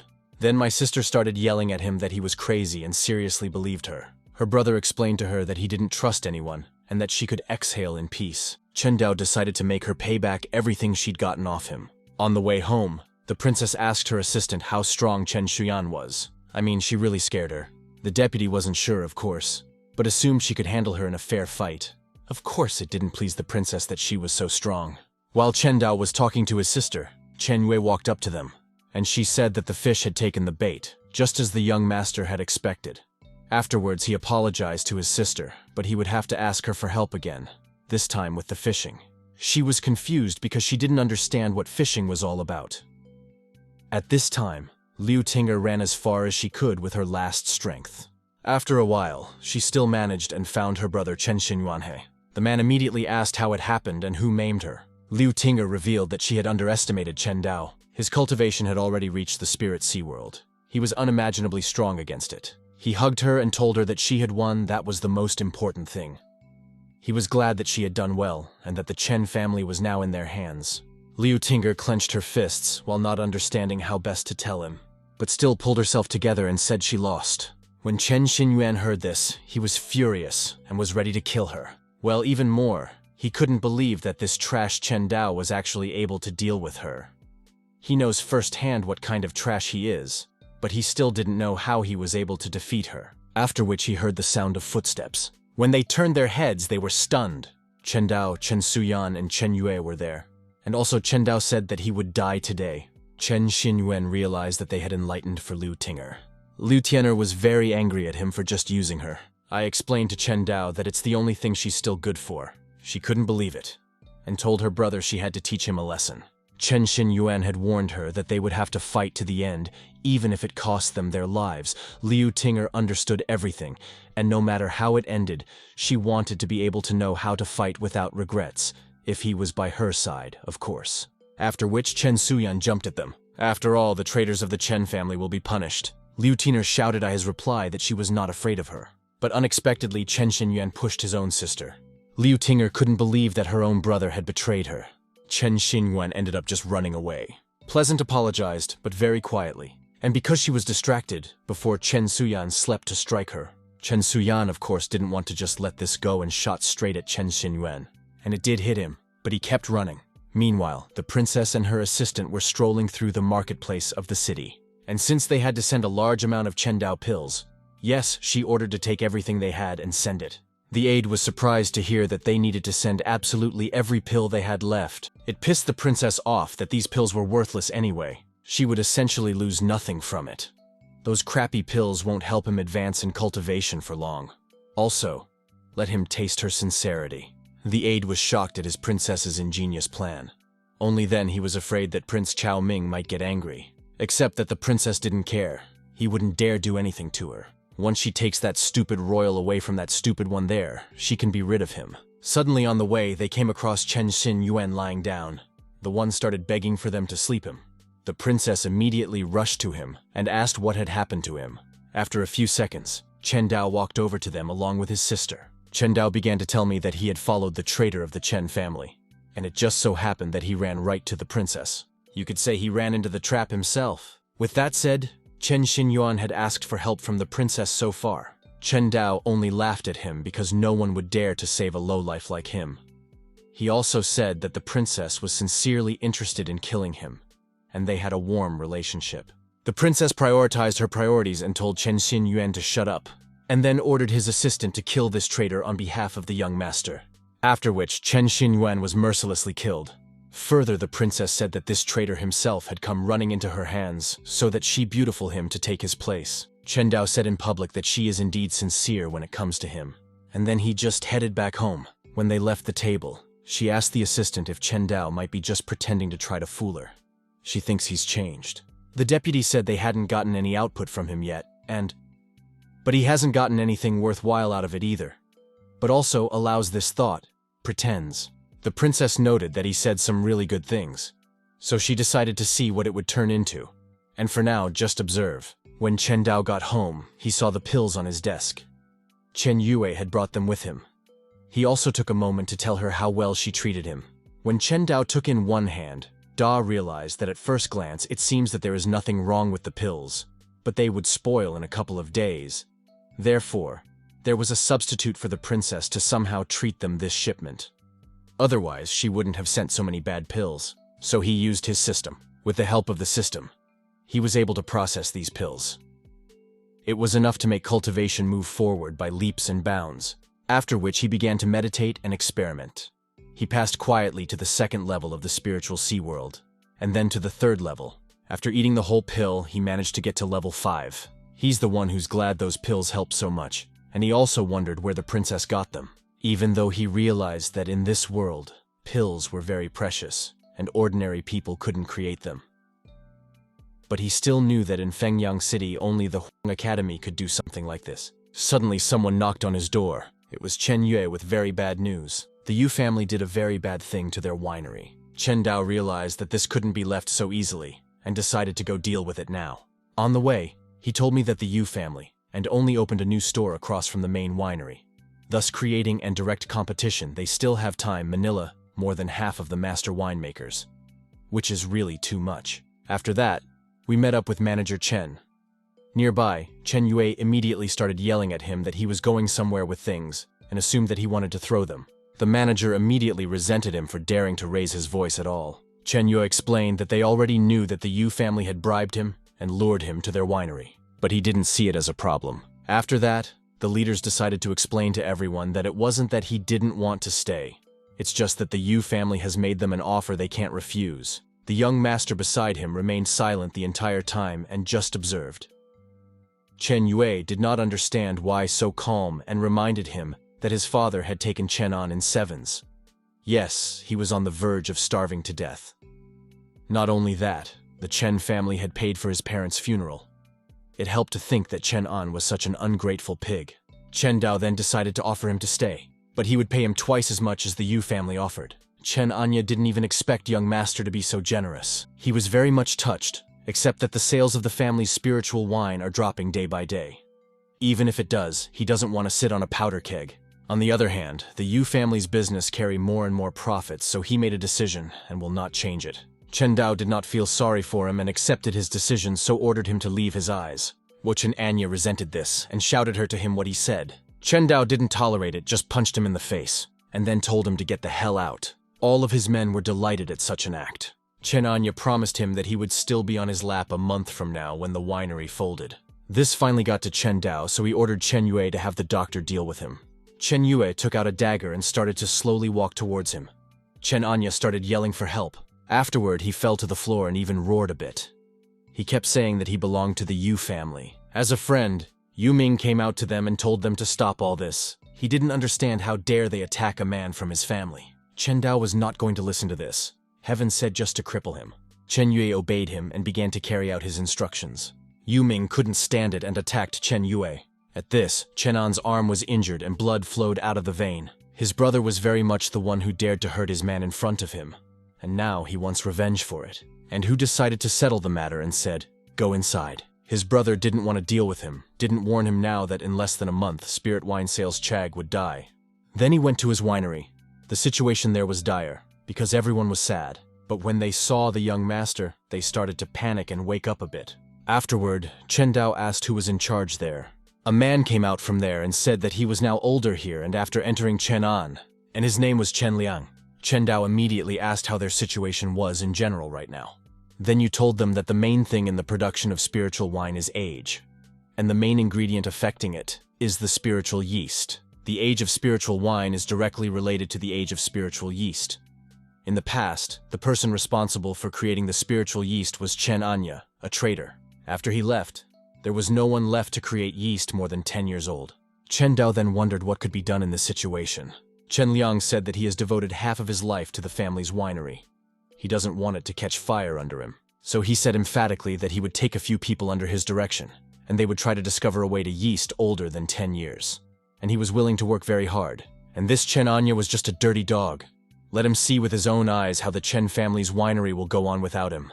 The young master put a hand on his shoulder and said with full confidence that he was now in charge of the Chen family's winery from that day forward. He also asked me to give him some spirit yeast since he wants to study it. He didn't want to talk about it, of course, but since the young master had already mentioned it, he wanted to confess it to him. The family has very little spiritual yeast left. Only 4 servings and only yeast over 30 years old can reproduce. He also revealed that Chen An had deliberately used up all the yeast stocks before he left as well. He was sincere and wished to bury the Chen family's winery. It was nothing to Chen Dao, and yet he asked to give him 1 portion of yeast. If he realized that he couldn't do anything with it, he wouldn't even eat. Chen Liang agreed to his terms. After a while, his sister came to his house together. Chen Dao, as always, was happy to see her little sister. She had already heard the situation with the winery, so she came to find out what happened there in the end. Chen Dao told her not to worry since he had set things up all the time. After which, some man approached them, looking for the young master of the Chen family, Chen Dao. He was the 2nd prince of the current dynasty. Chen Dao immediately greeted him. His men began shouting for him to kneel before him. The 2nd principal ordered them to cease all kinsmen and royalty. No, the court reserved the exclusive right not to kneel, but still, he came here on business. He can help him capture the conflict between the Chen and Yu families, and prevent the Yu family from taking over the Chen family's spiritual wine business. He was sure that the Yu family would respect him and back down. He really sincerely wanted to help in the Chen family. Chen Dao said that he shouldn't even bother with this matter, since he can figure it out on his own. The 2nd prince asked him not to act so formal. He knows very well what situation the Chen family is in now, and since they are close to Chen Suyan's younger brother is his younger brother. Chen Dao was a little confused because she didn't mention anything about him. The 2nd prince was even surprised by him. Chen Dao's words really took him by surprise. Sister noticed that little brother had really changed a lot over the past few days. He had become much more eloquent, especially when compared to his old silliness. Chen Dao agreed and began to wait on him. The 2nd principal didn't understand what he wanted him to do. Chen Dao to him that he wants gifts from him. Since he wants to be his big brother, he should have gifts for such occasions. The 2nd principal realized that he had been caught, but he didn't swear, and simply ordered him to hand over the yellow rank apex technique, carrying bull fist. A few minutes later, his servant brought him a gift, but it was only a yellow rank technique, and it was worthless. Chen Dao realized that this was it and decided not to take it and just threw the book on the floor. For it is, after all, just a yellow early technique, and he deserves more explicitly. It pissed off one of the 2nd prince's servants and wanted to kill him for his behavior, and he says he deserves more. The 2nd prince said to forget about all that and bring him the mid-mystic rank, many divine winds technique. The rumor mill certainly didn't like that option, but they couldn't help it. It took a few minutes to bring him this book. It was still not enough, he clearly wanted more. Chen Dao then turned to the 2nd principal and said that if he didn't have anything worthwhile, one should stop trying to shove all sorts of garbage at him, and try not to hold him up as a fool who knows nothing about the world. Then the servant asked the 2nd prince to teach this scoundrel a lesson in good manners on his behalf. But the 2nd prince realized it was dangerous and stopped him. After that, he himself personally handed over the sword technique to him. Even he doesn't know what rank it is, but it's more than certain that it's at least a family-ranked technique. Chen Dao was surprised when he heard about the Earth-ranked technique. This bigger-headed prince really turned out to have something worthwhile. Even the relatives of the royal family didn't always have Earth-ranked techniques. And the Chen family, who were in decline right now, didn't have techniques not that early. They didn't have anything at all. But it was all for Chen Suyan, of course, because he was head over heels in love with her. Chen Dao quickly snatched this book out of his hands and told him to stop talking, since it suited him just fine. Then, the servant said to thank the 2nd prince for such a great gift. Chen Dao disagreed, because gratitude is a formality that people are distant from each other, after which he left with his sister. The 2nd prince also decided to bow out, but definitely decided to return to see more of Chen Suyan.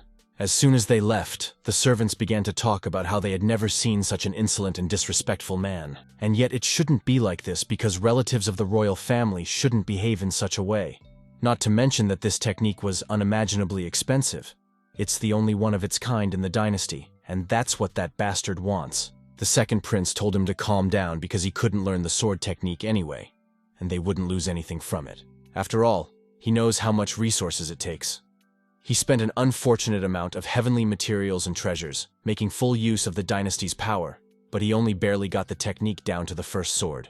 The power that the technique offers to take out on a giant, to comprehend the second sword, requires so many resources that a human simply cannot afford. Even if one were to sell the entire dynasty, there still wouldn't be enough. Therefore, he didn't even think about bringing the technique to the second ball, and Chen Dao is just a young master of the fading Chen family, suffering from internal and external problems right now. He has nothing to rely on at all. So this technique is priceless treasure. He won't get much out of it, and he had already shown that he was serious about Chen Suyan. And it could be said that she had said a good favor to her. The conditions stopped being angry at him and rejoiced at their prince's ingenious plan. After a while, my sister decided to discuss something with her brother. Chen Suyan reminded him that the academy entrance exam was coming up. Chen Dao then asked, and how on earth to get there? Chen Suyan revealed that in half a month, the academy would open its gates to recruit young geniuses from all over the world. All princes and members of noble families can enter without an exam. Therefore, people from the academy will come to take it. Chen Dao then asked what kind of place Huangwu Academy even was. He had heard that she first went to Huangwu and then Xuanwu. Sister began a long story that Huang Academy is divided into 4 schools: Tianwu, Diwu, Xuanwu, and Huangwu. Although Huangwu is considered the lowest ranked of these 4 schools, it is still legendary, and is deservedly considered the best martial arts school in all dynasties. The ordinary and even poorer people can only dream of going there. Every student who graduated from the Huang Academy became a prominent figure in the dynasty. And she's not talking about the people who managed to get into the more prestigious schools of the academy. They have a bright future ahead of them. But he has to experience it himself. Chen Dao told her not to worry, and he understood everything, which of course, he thanked her for. So he set a goal that he should become strong, so that the family could rely on him. Sis was glad he was finally manly. Chen Dao also promised that after entering the Huang Academy, he would work twice as hard on his cultivation. He would strive to get into Xuan Academy as soon as possible, so that he could be close to her. Yours thanked me and even blushed a little, but still agreed to wait for him. When he got home, he realized how clever the other prince was. Now he understood why he had given him the technique without a word. It's unimaginably hard to grasp. If one were to believe what was written, one would need to prepare a huge amount of resources to begin comprehending it. Tens of thousands of bunches of spiritual herbs over 50 years old must be prepared to achieve the first sword. And one needs thousands of bundles of special sword spiritual herb used to develop the Sword City Hall and Sword Desire. Even 10,000 bundles of spirit herbs would cost a sum that was beyond the means of an ordinary family. The royal family simply cannot afford to learn such techniques, even to the level of a first sword. Only a member of the royal dynasty, who has access to all the resources in the world, can handle it. Except he has a system. It might not be easy, but definitely not impossible. Precisely, he needs to speed up time and go to the Yuan spiritual mountains. All the 50-year-old grass has already been harvested long ago. Then he'll get into the spiritual wine issue. The technical spiritual yeast is a spiritual artifact, so he is not sure if the system can affect it. But still, he tried to have the system advance the time of spiritual yeast 30 years ahead. Something immediately began to happen, namely, the maturing of the spiritual yeast. He was pleasantly surprised that the spiritual yeast was now 30 years old, so it had begun to reproduce. But still, the time system can only be used on an object only I'd need. However, the new spiritual yeast must be considered another object, so he will be able to rewind their time with the system. After which he separated and used the system to advance the timing of the spirit yeast 50 years into the future. After which, he went to his winery. Suddenly, Chen Yue said that the Yu family mainly sells 30-year-old wine. In addition, they are also very underpriced. Definitely, they are trying to completely destroy the Chen family's business. Meanwhile, inside the Chen family's winery, there was a showdown. People didn't know what to do, as they couldn't cultivate the spiritual yeast of 30 years old. Chen Liang was depressed and didn't know what to do, but it was even worse for him to see himself as such a lowlife, when people said he managed to create a 20-year-old yeast in such a short period of time. It's already a miracle, so the manager is by no means insignificant. If they had a year and a half, they wouldn't have been able to create a 30-year-old yeast. Unfortunately, the Chen family's winery won't last that long, but there was also a chance for a young gentleman who also took 1 bottle of yeast. Everyone hoped that he had succeeded. One of the crowd started saying to come down from heaven, Even people who have devoted their entire lives to winemaking are not able to reach such heights in such a short time. The young master is basically seeing the spirit yeast for the first time. And not only that, everyone has known for a long time that young master is a good person, but his talent is a bit lacking. But in fact their hope came suddenly, or rather walked in on her. Chen Liang immediately fell on his knees in front of him and said that they deserved to be punished. And after him, everyone got down on their knees and began to apologize. Chen Dao didn't even understand what they were apologizing for and asked for an explanation. Chen Liang said that they were successfully able to create the spiritual yeast of 20 years old, but they did not come close to creating the spiritual yeast of 30 years old. And the prices of 30-year-old wine have extremely dropped, and the Yu family's confusion. People now don't care about the Chen family's spiritual wine. Chen Dao, on the contrary, praised him that in such a very small period of time he was able to create a 20-year-old wine, which is very amazing. Chen Liang then asked him to give him 3 months, and he would definitely be able to create 30 years of spiritual yeast. Chen Dao only smiled and said that it wouldn't be necessary now. And after that, I put a bunch of yeast on the table. Everyone was shocked when they saw the 50-year-old spirit yeast. Chen Dao explained that it was these bottles that contained 50 years of spiritual yeast. Chen Liang was shocked that the young master had managed to find a great spiritual yeast master. Chen Dao only smiled even more, as he said that he had created it all himself. No one could even believe it, and everyone stood there with their mouths open. Chen Liang walked over to him and began to hug him, saying that if his father was still alive, then he would be seen as a master and spiritual yeast creator, since he had most likely inherited his talent. Chen Liang felt that this was exactly the day when the family's winery would blossom again and already better. For even the queue at the neighbors would soon become smaller. Chen Anya did not yet know what calamity awaited him. Suddenly everyone heard a delicious smell, and realized it was from the Chen family winery. Chen Anya couldn't believe his ears and nose, for there was indeed a very delicious smell. Meanwhile, Yu Ming was walking around the market with his father. Father was satisfied that the Chen family is increasingly bankrupt.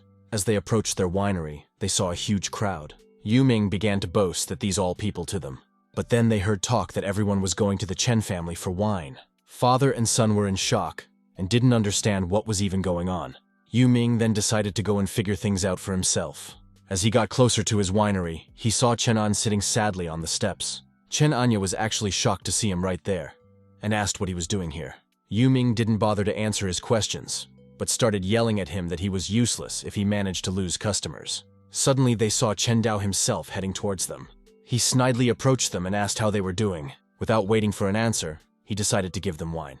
At the same time, he thanked Chen An for making the recipe, but unfortunately, he didn't have time.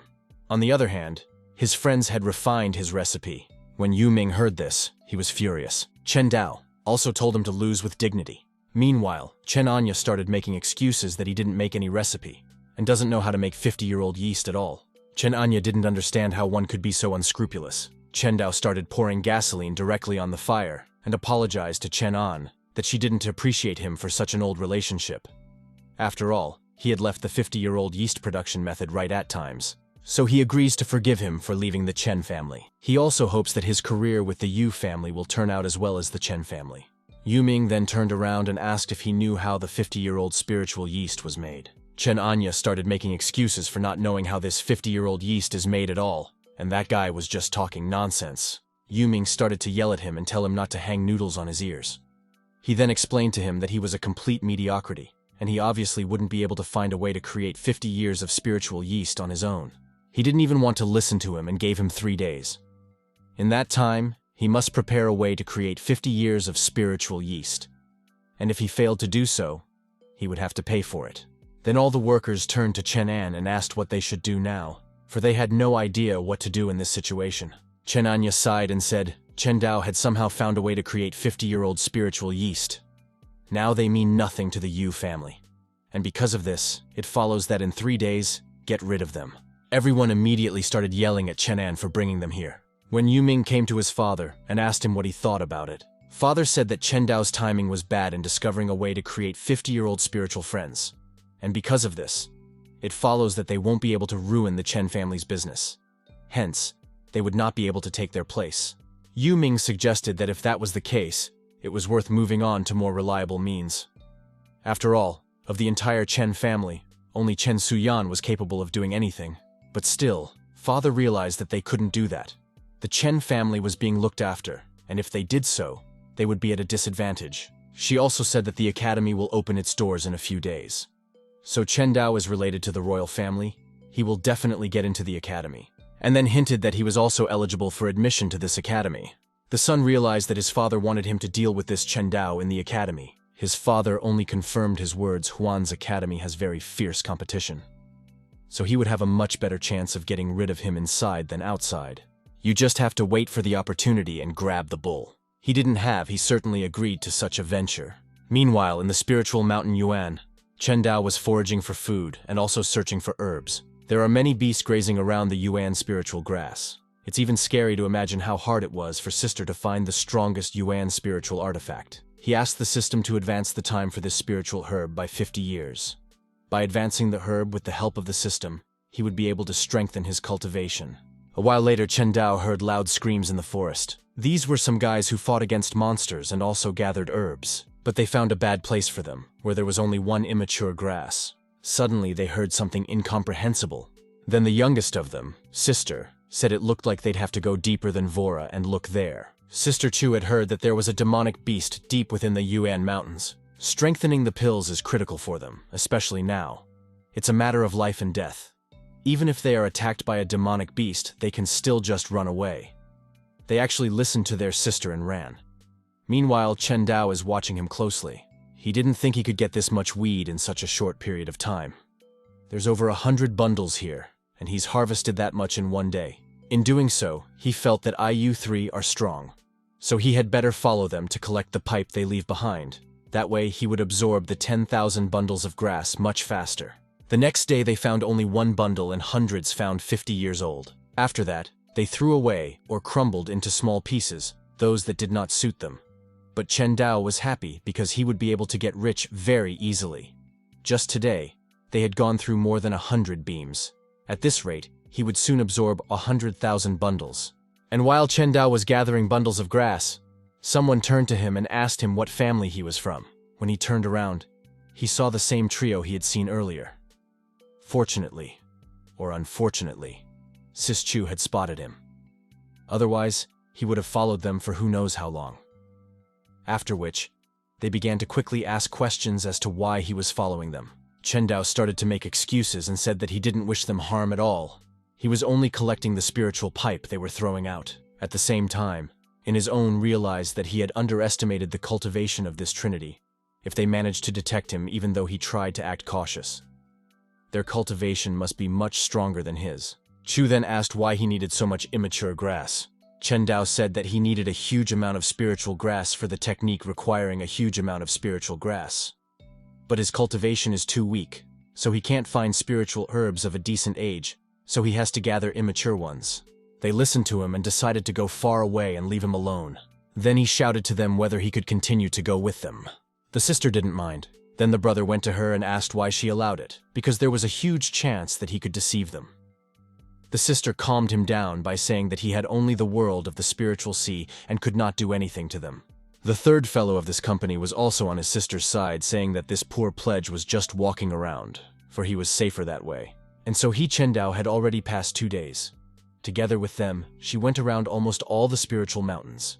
And almost all the herbs they found and gathered, he needed about 200 more bundles. Meanwhile, the Trinity Monthly was talking over the plan. Further down this road was the core of the Yuan spiritual mountains. If they couldn't find the herbs they needed there, the whole trek would be pointless. When suddenly they saw a beam near them, one of these guys started to smell a very thick medical aroma. The nurse suggested that they must have found medical artifacts and told everyone to hurry up and go there. Chen Dao stood up and decided to go with them to scout out the whole situation. A little later, they saw a very strange picture before their eyes. There was a fierce dynamic beast of the Yuan mountains and next to him a dragon. And they're fighting some kind of plant. It shouldn't have been the Snow Holy Lotus 9th level medicine. A little while later, the fierce demonic beast defeated the dragon. Basically, they all expected the strongest demon of the Yuan mountains to be able to handle the dragon even though he was equal before the fight. But after which, the beast itself collapsed from powerlessness. It was the perfect chance to get close and take the Snow Lotus. Sis let him go get it, only warned him not to get caught up in his suicide attack. After which, she turned around to Chen Dao and told him to move far away, for they were going to massacre this beast. Chen Dao decided to play along with the fool and hid in the thick of it. really didn't realize that this Furious was so strong that even his sister wouldn't be able to handle him, and he didn't want to risk it. While Chen Dao was in the bushes, they ran to attack this beast. But even though he was almost dying, he still fought back. He handled 2 of them like 2 fingers on the pavement. And then he got strong and jumped on them to kill them. Sis realized he was about to kill the team too, so she quickly rescued them from there. Then we didn't realize we underestimated this beast. That said, they did find this snowy lotus after all. They also saw the beast preparing an attack. I didn't assume it was the last one since he was already too washed up. So they had a plan to hold out and exhaust him to the end and then take the snowy lotus. After which he shot them. Divine desire. It turns out that this demonic beast would cultivate divine desire. Things were really bad, so they made a decision to move away because he's trying to trap them. But it had already had time to get out of her and was locked in the beast's attack. At the same time, Chen Dao was also caught by this, and he also fell inside this trap. Now, they realized, they had no chance of getting out of there. But still the sister didn't give up and decided to try to tackle the path. She activated the technique and decided to poke holes in that technician, but it didn't work out. The divine desire of this dynamic beast is too strong, and they can't break through its brute force. After which, the beast itself began to crawl towards them, but still didn't attack, and so they assumed he'd locked them up to heal and then massacre him. But still, Chen Dao didn't understand why he was dragged away if he was standing far enough away. The sister made the decision to deal and attack this beast while she is weak, otherwise they will not survive. No matter how much they beat it, they fail, and the beast fights back. At this rate, they will exhaust all the opolis of spiritual power and the beast will beat them. But apparently the beast was so sick of it that it started roaring loudly, throwing everyone nearby off. Chen Dao decided to help them because there was no other option to get out of this trap. His sister looked at him and realized he must be joking. Chen Dao said that for this, he would need the spiritual herbs they had gathered. Then they started yelling that he was an idiot and only cared about weed in this situation. And he had already collected a lot from their hard work. Chen Dao reiterated to them that he was trying to comprehend a special technique that required a huge amount of spiritual 3. He had very little left. The sister thought of no better solution than to give him the grass. Then they were outraged sheep. They had been harvesting this grass for days. My sister said it's a precept I give you to the dead. She obviously can't help them anymore. But this way they'll have a chance. The brother explained that it's not just about the herbal in that this kid has just a spiritual SeaWorld, and he just doesn't believe he's capable of anything. The nurse said they had no other options and had to hope for someone. After which, his brother threw him some weed. His brother warned him that he was just lying, swore he'd kill him. Chen Dao was overjoyed because now he had enough herbs to reach the first sword. After which, he asked to give him some time and he would settle the matter with the beast. After a few minutes, it was consuming the grass. But at the same time, they all saw no end or edge. Chen Dao revealed that he had previously absorbed the strongest spiritual stone and tempered it with Diantian. That one made him unimaginably large. That was why he could gather a huge amount of spiritual energy and not explode. But he didn't understand how the prince did it, thinking that he had some kind of unusual Dantian. Still, after a few minutes, the sword finally formed, but the beast was also keeping up, and he had healed some of his wounds and was about to rush at them. The boys defended him as best they could, but the beast dealt with them quickly. He was very, very full of energy. Afterward, they asked how Chen Dao was doing, but they realized that everything is going on, made a mistake, because how can you even in his right mind to calculate such situations to a person who still has milk on his lips, has not dried the last, who tried to somehow protect Chen Dao? It was Sister Chu. Her brothers were worried about her. And at the last moment, Chen Dao appeared and managed to pick her up. They were shocked that this kid saved his sister from the beast. After which he asked for her sword. Now he could easily deal with it now. Even so began to worry and asked me to be careful. After which, Chen Dao waved his sword. Thus he shot a tremendous energy into that beast. Everyone was shocked at where such strong sword energy came from, and how this guy could do something like this. I'm the one who took out the beast with one punch. Everyone who was there was shocked at how strong he was. Well, there was just one little problem. The Holy Snow Lotus got mangled in battle. It's no good now. The sister then approached Chen Dao and introduced herself as Chu Yun. She also asked him to recognize him. The one introduced himself as Chen Dao. Sis wanted to thank him for what he had to do for them all today, because without his help, they would have all died. Chen Dao also thanked them without their help, and he wouldn't have been able to comprehend this sword technique so quickly. She also said that they were all students of Huangwu Academy, and she hoped they would meet again. Then they went home. Then, Chen Dao went to the Lotus and decided to take it for himself since he had already saved them. He then asked the system to roll the time for the Holy Snow Lotus back an hour. It was a level 9 plant. This was his first time seeing something like this. His spiritual power to bring out the divine takes. But his expedition came to an end and he decided to return home. Meanwhile, a few guys at night decided to break through to the Chen family. 6 years ago, they had already tried to break into their estate, but they failed to get the royal token back then. They've been back for a long time, and this time they won't let their master down. At the same time, they noticed that the Chen family was fading away by the hour.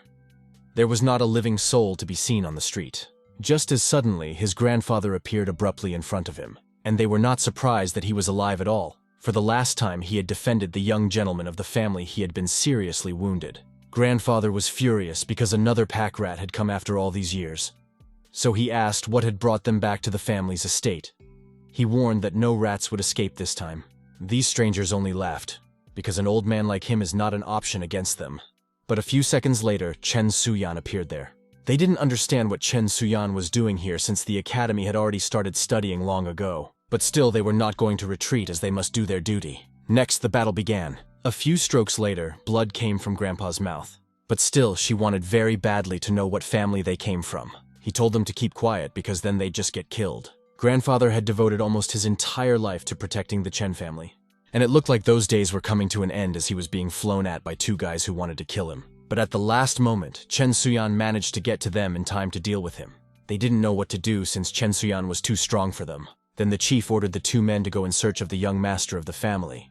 If they captured him, the king's badge would be theirs for sure. Then they split up and the 2 of them ran. Chen Suyan did not want to let them go in any way, and realized that she had to deal with them quickly to make them hurt her brother. They saw Chen Suyan manifesting the dharmas and were a little frightened. Then they decided to take the pill they had been given. As soon as they ate the pill, they felt the power fill their bodies and they were ready to blow the whole city away. Chen Suyan just took them and grabbed the fairies, and then I just killed them with a clenched fist. Then her grandfather came up to her saying that we must save the young master quickly. At this time, Chen Dao himself was meditating. Those 2 managed to find the young master after all.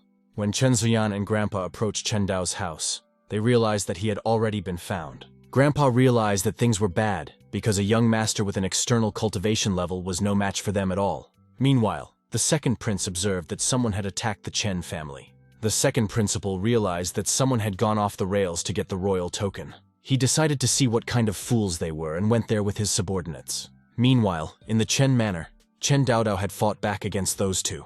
My sister and grandfather were shocked when they came up and saw it. They got even closer to the 2, then they realized they weren't even breathing. Afterward, Chen Dao himself came outside to join them. A few seconds later, a second prince came to them. Chen Dao explained the situation to him, namely that his sister was fine, and he himself had dealt with the killers. Grandpa was glad he had grown up, for even he had been easy on him, and he had gotten rid of them with one swing of his sword. The second principal, when he heard that he had dealt with him with a single swing, he realized that he had successfully by everyone's sword technique that he himself had given. He didn't even want to believe it, but those were definitely killed by the chi of the sword, and it's the kind of chi that has about the technique that he gave it to him. The second prince decided not to make up his own mind, and directly asked if he was able to save still that technique of nothing. Chen Dao said that this was indeed the case, and that it was very simple. The second prince didn't get his joke. After all, he spent at least half of it on this case, spent 5 years of his life to comprehend this technique. And he says, "It's a piece of cake." The second principal realized he had no business being there, so he said goodbye to Saturday and left. As soon as they stepped away, his roomers decided to ask how the second prince was, for he looked very upset. The second prince said he was very offended. This is the first time he is experiencing this feeling. In the past, he has caused others to feel frustrated. Well, who would have thought that one day he would experience it as well? He even admitted that the young master was really good at hiding his talent. Well, those began to encourage him and say that he was gifted by the heavens, and the young master favored him in everything. The second prince only smiled slightly and told those to relax. After all, he is not as spineless as they both imagine him to be, and he can handle this setback. But most of all, he wanted to get Chen Suyan, and he was determined. Meanwhile, Chen Suyan noticed that the second principal had always been an order. Even in the Xuanwu Academy, he was considered an esteemed heaven's chosen one.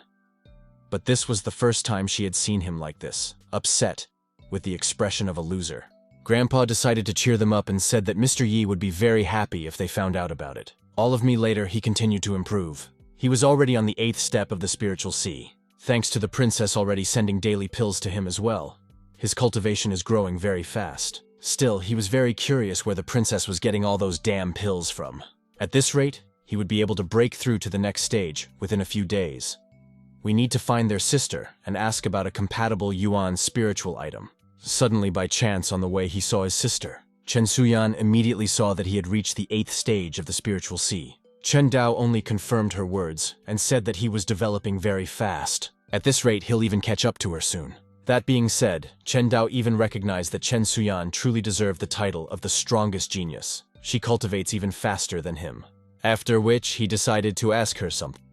Namely, what was the Yuan item to break through the spirit sea level? Sister told me that after the spiritual sea level comes the spiritual bridge level. And the most suitable object is the sacred snow lotus. Chen Dao was completely shocked at what kind of coincidence had happened to him. After all, he had recently found one. She further explained that the sacred snow lotus was too difficult to obtain. After all, it is a 9th grade spiritual herb, extremely rare, and is usually guarded by a demonic beast. Therefore, even her non-high ranked ones in the academy rarely get the chance to attune to it. Whereupon he pulled out and showed her the very same snow lotus. She was utterly shocked at how he actually had a sacred snow lotus. Afterward, Chen Dao went about his business, and a servant caught up with him. He told me the princess had arrived. Chen Dao realized that she had even come very fortunate since he had just thought that it was time to settle accounts with her. He then asked the butler to count for him how much money the princess had swindled from the family over the years. The butler said that including all kinds of gold, spirit stones, herbs, and weapons, at least half of the family fortune had gone into the princess's pockets. Chen Dao was shocked that a whole half of the family fortune had gone to this princess. The butler also said that back then, Chen Suyan was in the academy, and there was no one who could control the family. Back then, they were determined to cultivate and break through. So he relied and trusted the princess too much. At this time, the family really got into a mess. Fortunately, the young lord had grown up, and he understood that they should no longer fall for her tricks. Chen Dao convinced her that she would not be cheated now. He even made her pay back everything she owed with interest. Meanwhile, the princess and her servant were already seated in the main hall. Rumors was very sorry to give this realm to the young master. After all, it has a long history. It was not easy for King Qin to get it back then. The princess was truly pitiful. Right now, she no longer had any value. It was the orb her father used to heal his wounds, but now it had turned into poison. Whoever keeps this orb with them will be poisoned and die within 10 days of contact. Still, the word suggested that if the lord died suddenly, they wouldn't be able to get a noble king there anyway. It had been so many days and Chen Dao kept procrastinating with this, and she wasn't so much as to continue these games. Now that she had made such a huge gesture of goodwill, and if they never saw the noble king token, it would prove that Chen Dao was deceiving her. Then they will let him die a sudden death. A few minutes later, Chen Dao himself came to them. Chen Dao asked to immediately bring him the gifts she had brought with her this time. Although the princess smiled, she realized that this brat was so stupid and completely shameless even when asking for something. She then showed him to the table where there were 300 pills she was giving him. Chen Dao was very even pleased that this time she had brought so many pills, even more than the previous few batches combined. But there was a catch that this was the last batch of pills she was giving him. As he knows the pills are difficult to prepare, so she can't offer more yet. He smiled and understood, of course. But he also guessed that it was likely that her source of pills had dried up long ago. But it didn't matter, because these pills would last a long time for sure. As well as these pills, the princess also revealed that besides these pills, she also brought something important. Namely, the treasure for her Qin family. After which, she showed the orb to Xuaning. It was a protective treasure. It feeds on the very perfection of a person, keeping him close to his body. Also, the princess said that this orb could significantly weaken a top-level opponent by reducing damage. Chen Dao was glad that this princess was too kind to him. He also assumed that since she was willing to spend such a large amount of money on him, she had decided to risk everything today. After which, she reminded him of the noble king's token already. Chen Dao came up with a silly excuse like his sister, but it didn't agree. The princess got a little angry with him and said that her consent shouldn't be anyone's concern. After all, he is the only one in command in the Chen family. Chen Dao added that she agreed to give her the token of a noble king if she would bear him a chubby little heir. This made the princess very angry because she realized that she had been completely duped and cheated. Chen Dao of course huffed and asked why she was so angry. He added that he's almost convinced his sister, so she just needs to keep showing her kindness towards him, and he is sure that she will agree. After which, he added that he is really sincere towards her. He is also sure that she is not doing all this to get the token of a noble king for love. The princess added that in no way, because she was really touched by his attitude towards her, which is why she expresses her sincerity towards him. And then she showed him 50,000 gold bars. Her servant was shocked, but there waved her hand and told him to be quiet. After her father, King Qin, was injured, Qin's estate has fallen into decline, so they are not rich. And she goes to such a step and started hinting that he should also take such a generous step. This was definitely true, but Chen Dao added that her sister was not interested in money. After which, she took out even more money and said that this was everything Qin Manor had accumulated over the years. I couldn't take it anymore and started yelling at this brat to not pretend to be indifferent. In addition, he said that the princess had taken almost all of Qin Manor's fortune, so he should know his place. Chen Dao realized that he had already led her by the nose long enough. And the princess is so gullible, it seems like she will really go broke today. However, really Licky King is so strong. He wondered about this and really wanted to find out. Chen Dao said that it was barely enough, so he decided to talk to his sister about it. The princess wanted to act somehow, so she got very close to him and started flirting with him. While saying that she was anxious by nature, she did not ask him to tell her when he would answer her about the token. Chen Dao promised to give them something answer in 5 days. The princess memorized the words, after which she turned around and walked away. She really wanted to expect good news from him. Meanwhile, the princess's father was meditating. He decided to find his daughter by sticking his hand in the portal. With that, he moved her right up to him. The old man said that they didn't have much time left, so he asked how things were going. The princess said that Chen Dao had promised to get the noble king token in 5 days. The old man was overjoyed, because for many years the Chen family had safely hidden the token.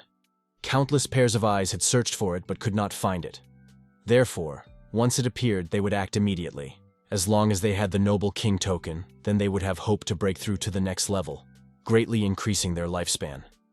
He also praised his daughter for looking everywhere and managing Qin Manor all these years. The princess explained that being a hard worker for her esteemed father was something she had to do, so it wasn't hard for her at all. After that, her father let her go, and promised if he broke through to the next level, he would definitely reward her. 5 days later, Chen Dao came to see Sis and Grandpa Chen. He said that once he went to Huang Academy, the family would be in their hands. Grandpa said that he could leave without worrying.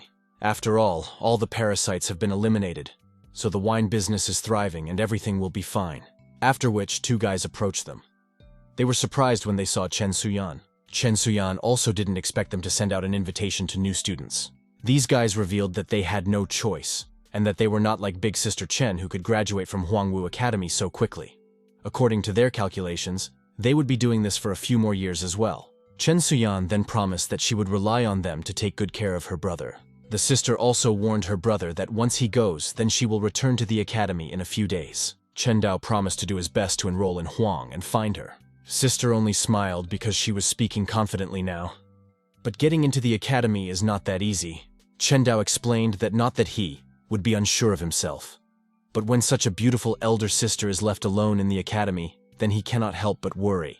It even made me embarrassed and blush. After that, this guy handed him an academy enrollment token. He just needs to break it within 3 days. And now they are being rejected because they need to inform other students. After which, a servant came to Chen Dao and said that a princess had arrived. She was just in time, and Bond is determined to get it over with. The mere thought of how angry the princess would be made him feel incredibly satisfied. As soon as he walked in, the princess asked if he had brought the token of the noble king with him. Chen Dao decided to play along and said that of course he had brought it, but he didn't understand why there was such a rush. When Chen Dao took out the box in which he said there was a token, she was the one who was excited and surprised. She immediately started opening the box to look at it. In her head, she was calling him a real fool. When she opened the box, you saw an ordinary brick. But she began to have doubts that it was a noble token of the king. Chen Dao began to argue that this was exactly what the king token was. The princess realized this, and started to get angry that he just took her and tricked her. The word is so sick of it that he actually has the nerve to trick her princess with a lump of clay. But suddenly Nurse burst in, saying that he was the only one with the nerve here. Chen Dao explained to her that she had tricked him too with her pills. So he decided to teach her a lesson by tricking her with a lump of clay. It was finally briefly the historian wanted to kill them both already. Except the princess yelled for him to stop. She made the decision to just walk away. Nurse has noticed that this woman hides her true thoughts deeply and bides her time. She would never let it go so easily. Chen Dao told her not to worry, for everything was under control. Now he had enough pills to eat the most powerful spiritual item, Yuan, to break through from the spirit sea level to the spirit bridge level, the sacred snow lotus. Now it was fine. He would break through to the spirit bridge level right now. Next, he began to tune in, and immediately he had already arrived at the 9th step of the spiritual sea level. Whereupon he took the lotus and commanded it to open up. A huge sacred snow lotus entered his spiritual sea. The process of transition has begun. The main phenomenon of the spirit bridge level is to create a bridge across the spiritual sea. The longer the bridge, the better the cultivator's ability. An ordinary cultivator would have a spirit bridge within 10 meters long. His spirit bridge has already exceeded 10 meters, still getting longer. A short while later, the bridge was 100 meters long. A spiritual bridge over 100 meters long requires extremely valuable spiritual objects that are of a compatible nature. As I expected from the sacred snow lotus, the bridge does not stop even after 100 meters. An hour later, his bridge was as much as 1,000 meters. 2 hours later, Chen Dao is already even a little tired. The spirit bridge is still getting longer. It was now at least 10 kilometers long. 4 hours later, he was still waiting, and even suggested that the brain would just be endless, for it had been sitting for a very long time. It's already so far, but he hasn't gotten to the end yet. He was very tired and decided to lie down for a while. Just as suddenly, the spirit bridge stopped widening. This meant that he had completely advanced to the next level, which pleased Chen Dao greatly. This bridge was so long that he couldn't even see the end of it. Probably no one would believe him if he told them how long his spirit bridge was. Furthermore, he wondered what was at the end of the spirit bridge. So he went the end of us. He had been walking for hours before the end was still not in sight. So he decided to go back and he'd deal with that later. When is at the level of the bridge walkers, it's all increased at least several times. The main benefit of the spirit bridge level is the ability to comprehend the laws of heaven and earth, as well as a deeper understanding of one's own power. This means that once he achieves a deeper understanding, his power can increase even more. When suddenly something started burning inside him. It was an iron box that his parents from this life had left him. He assumed that if the box was responsive, that meant he could now open it. So he decided to try it out and opened it. Even the sister who was outside felt this aura of strange. Opening the box, there was a token and a letter. Then he assumed it was the same token of the noble king from the legends. He also decided to read what was in that letter. It told him that this letter was from his parents, and they wrote this letter for him specifically for when they would no longer be there for him. It came to Chen Dao's attention that it was written by his parents. It also said he didn't have to worry about them. She and his father were just off to chase the stars and the sea. During this time, he must obey his older sister's words and work hard to grow up, because one day they would return once their goal was accomplished. At that time, he and his father will be the coolest cultivators in the whole world, and their not son will be nearby. And they don't really have anything to give him, so they decided to leave him a noble king there. If he decides to go down the path of cultivation, you'll definitely benefit from it. And also, Chen Dao's mother mentioned that there was a people's king and descends a special fluctuating qi that can be detected by others. This item is very precious, and countless people are looking out for it. So one quickly needs to hide it in his body as soon as he gets it. It will block the qi fluctuation. Chen Dao realized that the noble king token had been put on public display for such a new time, so the fluctuating qi should definitely have disappeared. Meanwhile, Yuming came to his father. He felt the aura of the noble king token. After so many years, the Chen family's noble king token reappeared. Meanwhile, in Qin Manor, a servant asked the princess why they didn't kill the Chen family if they cheated just... The princess didn't see the point, because even if they destroyed the manor, it wouldn't do them any good. The noble king's token would have been lost anyway. But now, Chen Dao has the Zhuanying orb, and when he uses it, he won't live 10 days. But it was important for her to tell her father. As soon as she walked in and her father started to get angry and yell at her that she disappointed him, the princess fell to her knees and apologized for her incompetence. Then she asked for some time. But there's no time left because his life is coming to an end. And if he couldn't live, that's when he decided he would destroy everything. The princess realized that her father had lost his mind again. Before everything was destroyed, my father felt a strange aura. After which, he laughed loudly as he felt the auras of the king token. He was in anticipation as he realized that the token had reappeared. Meanwhile, the sister and grandfather quickly ran to Chen Dao because that was where the fluctuations were coming from. Chen Dao turned around to them and said that this was a noble king token, and according to the way he was going about it, he was very much into something serious. Grandfather then suggested that it was in the iron box left behind by Master and Madam. Chen Dao confirmed his words, and said that the token of the noble king was exactly in the iron box. This surpassed all of his expectations. After which, his sister told him to immediately go to Huangwu Academy. Logically speaking, the master and madam could not have known what danger the token of the noble king might pose. Still, Dee wondered why they had done so. Sister asked him not to discuss it right now. Grandfather was pleased with the plan, for only by entering the academy would he be safe. Meanwhile, the stranger was already sitting above the manor and observing that after how many years of waiting, the token of the noble city had finally reappeared. The nurse felt someone coming. Grandpa agreed to detain them. He immediately asked what family he was from. In response, the stranger only remained silent and ordered him to be given the token of a noble king. In the meantime, 2 more came in. Therefore, the sister immediately ordered her brother to leave Chen Manor and immediately go to Huang Academy. He was deluded, since if he left, he didn't even know what would happen to the family. Chen Suyan treated him like a sibling, and the family completely ensured that he felt a sense of kinship. He doesn't want to see his family destroyed, so he must stay behind to take part in this battle. While he was thinking about it, he was caught by Yu Ming. The one ordered him to give it to him, but there was a native there who could keep his life. Chen Dao realized that more were about to come for this token, but he still didn't give up. Yu Ming was very angry since his family's winery was on the verge of bankruptcy because of him. He hated him and wanted to deal with him when they were both at the academy. But she didn't expect the noble king to appear there again. After which they bumped fists. Yu Ming immediately felt that he had a level of spiritual bridge, which really surprised him.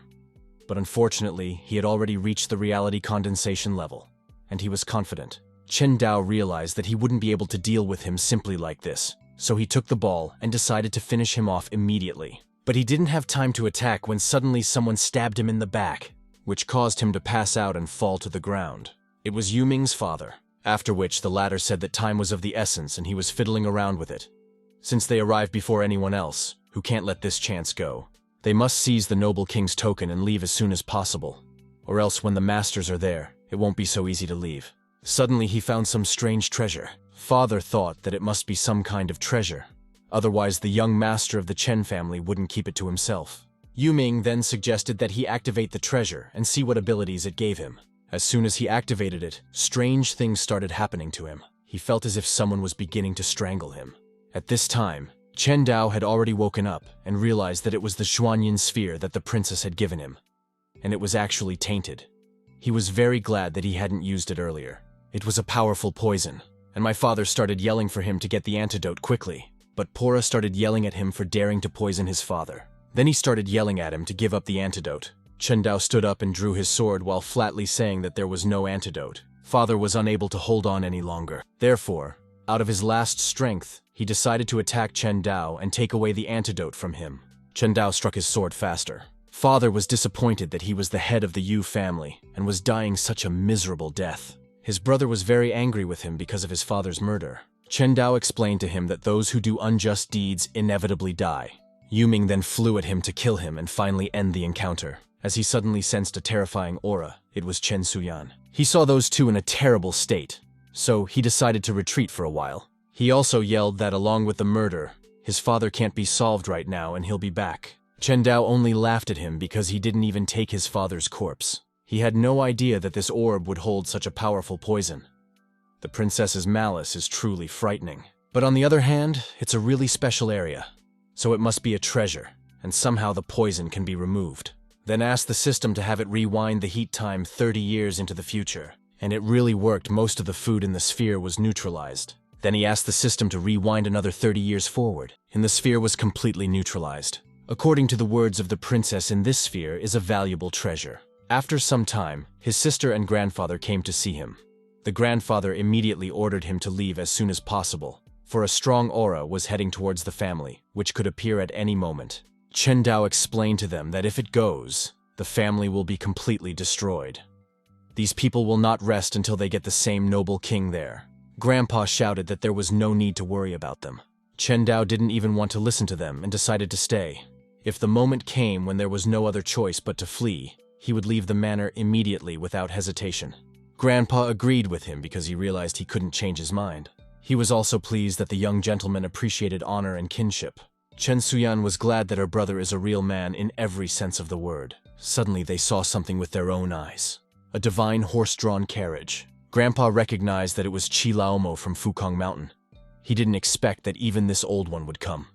After the battle of the huge armies of the families began, Grandpa explained that these two were guards of the Shengtian sect. It was lucky that only a little bit of the aura of the noble king token had leaked out.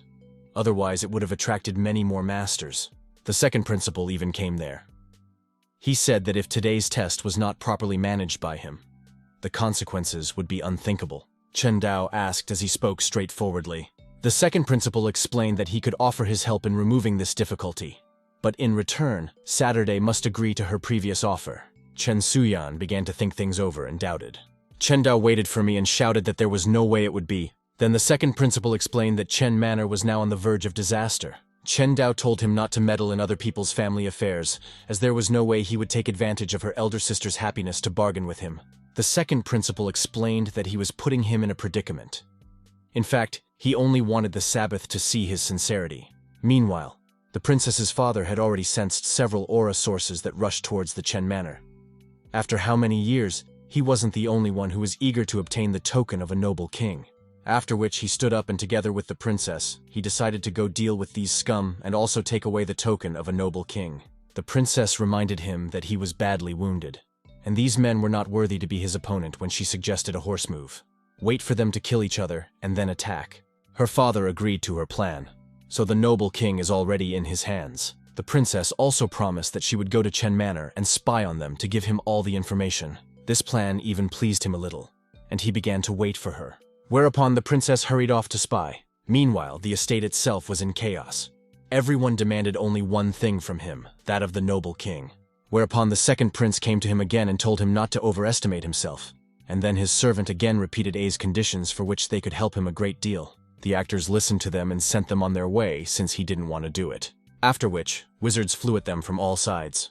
At this, when everyone was fighting, the sister ordered her brother to run away and hide and not fight them so recklessly. Chen Dao didn't want to listen to anyone and just decided to absolutely shut everyone out with one punch. The second prince's servants were shocked how he could be so powerful with a single swing of his sword, and really began to respect him a bit for reaching the spirit bridge level.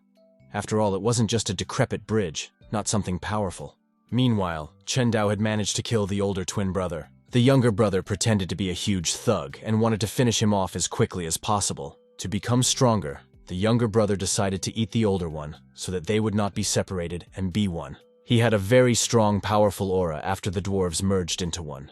So the rumors warned the principal to be careful with it. The sister saw that the younger brother was in trouble and decided to go to his aid. She had to protect him at all costs, but this time her blow wasn't as painful. Chen Suyan started yelling at Chi Laomo, how dare the place even dare to obstruct her.